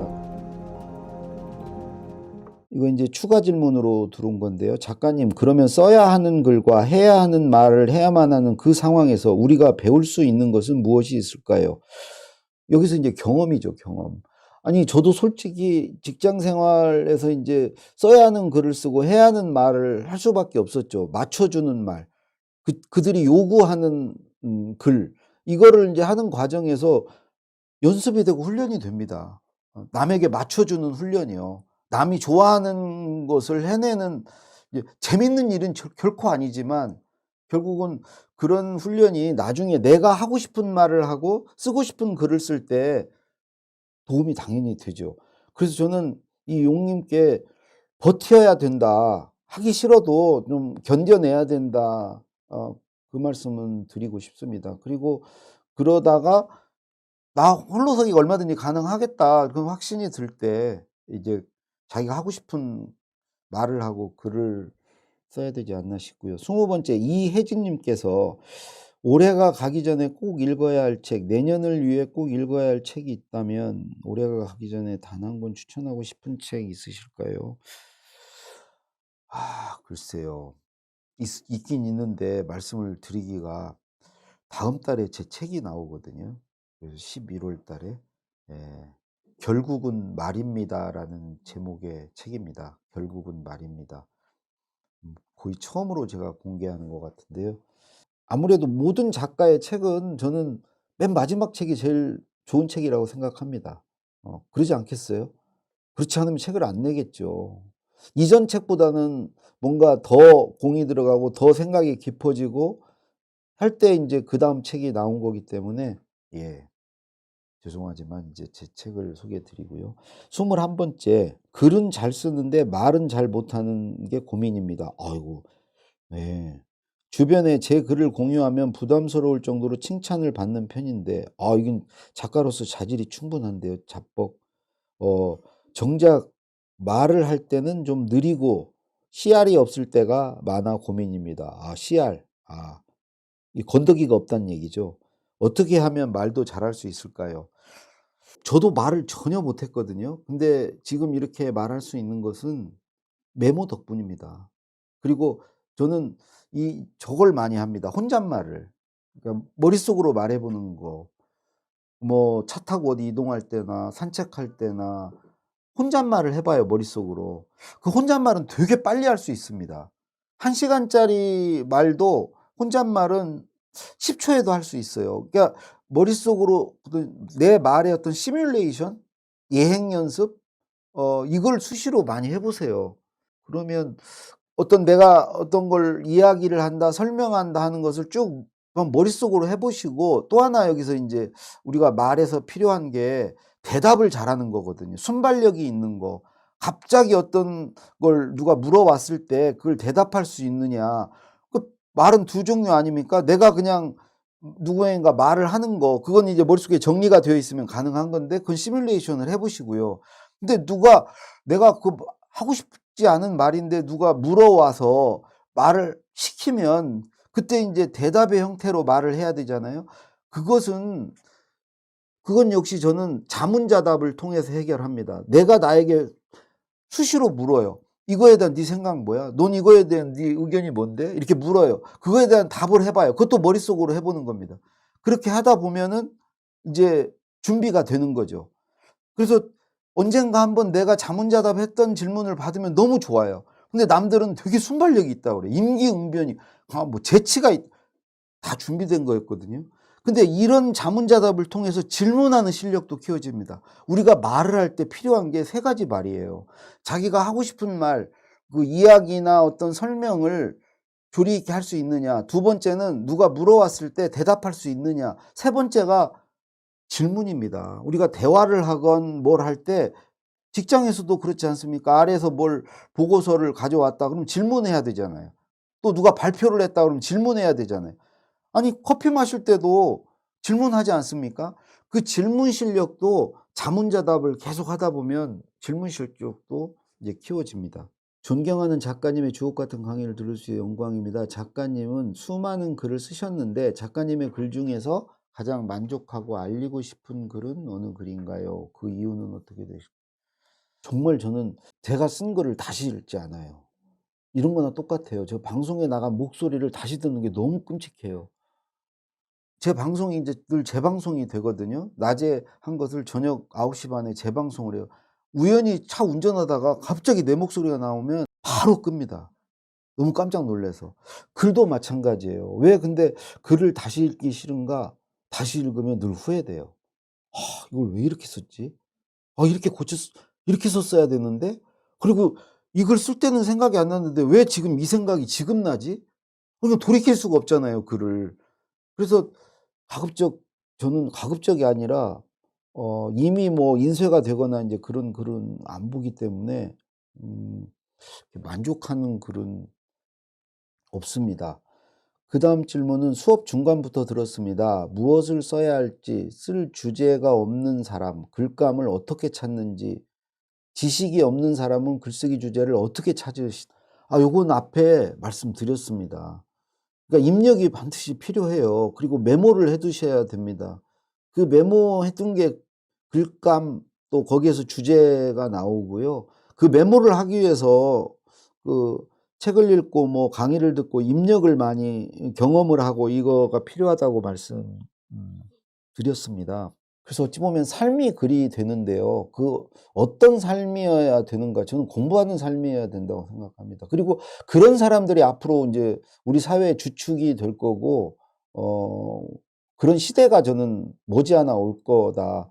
여기에 인제 이것도 스터디안인데 여기에 들어오시는 분들이 정말 활개 펴실 날이 저는 올 거라고 봅니다. 마지막 질문이 있네요. 머리가 복잡할 때 상황을 글로 정리하며 스트레스를 풀고 있습니다. 일기 쓰기 등 무언가를 글로 쓰는 것이 참 좋습니다. 좋아하는 일을 직업으로 바꿔보면 어떨까 고민합니다. 직업이 되면 글쓰기가 싫어질까 봐 이럴 때는 어떻게 해야 하는 거 좋아하는 일을 이 직업이 되면 좋죠. 좋아하는 일을 바꿔보면 근데 직업이 되면 그렇죠. 일이 되면 이게 취미가 있을 때는 그 취미로 글을 쓸 때는 좋았는데 그게 인제 업이 되면 싫어질 수 있죠. 근데 진짜 좋아하는 거라면 그게 일치합니다. 취미와 일이 일치하게 돼요. 제가 그 산 증인이에요. 저는 지금은 뭐 글쓰기나 말하기에 대해서 글 쓰는 거 싫지 않습니다. 근데 다른 글은 싫어요. 근데 이게 내가 글쓰기와 말하기에 관해서는 그나마 잘할 수 있는 거고 잘할 수 있으니까 좋아하는 게 됐고요. 그것에 관해서 쓰는 것은 싫지 않습니다. 음. 김영준 님께서 마지막 질문 주셨습니다. 시인이나 작가 또 논리적인 글을 쓰는 작가 등 다양한 작가분들이 존재하는데 자신의 정체성에 맞는 방향을 찾는 방법이 있을까요? 저는 여러 글의 종류 중에 칼럼이 맞더라고요, 칼럼. 근데 어떤 분은 에세이 쪽이 맞는 분도 있고 또 시나 소설이나 뭐 또는 뭐 희곡 뭐 이런 게 맞는 분도 있으시겠죠. 있으실 텐데 그거는 자기 스스로 찾아봐야 될 것 같은데요. 자기가 뭔가를 써 보면서 '아 내가 여기에 좀 맞는구나.' 하는 것은 써 봐야 알지 그건 따로 어떻게 이렇게는 될 수 있겠네요. 지금 우리 김영준 님은 어떤 거를 읽을 때 제일 좋으신가요? 뭐 또 즐겨 읽으시나요?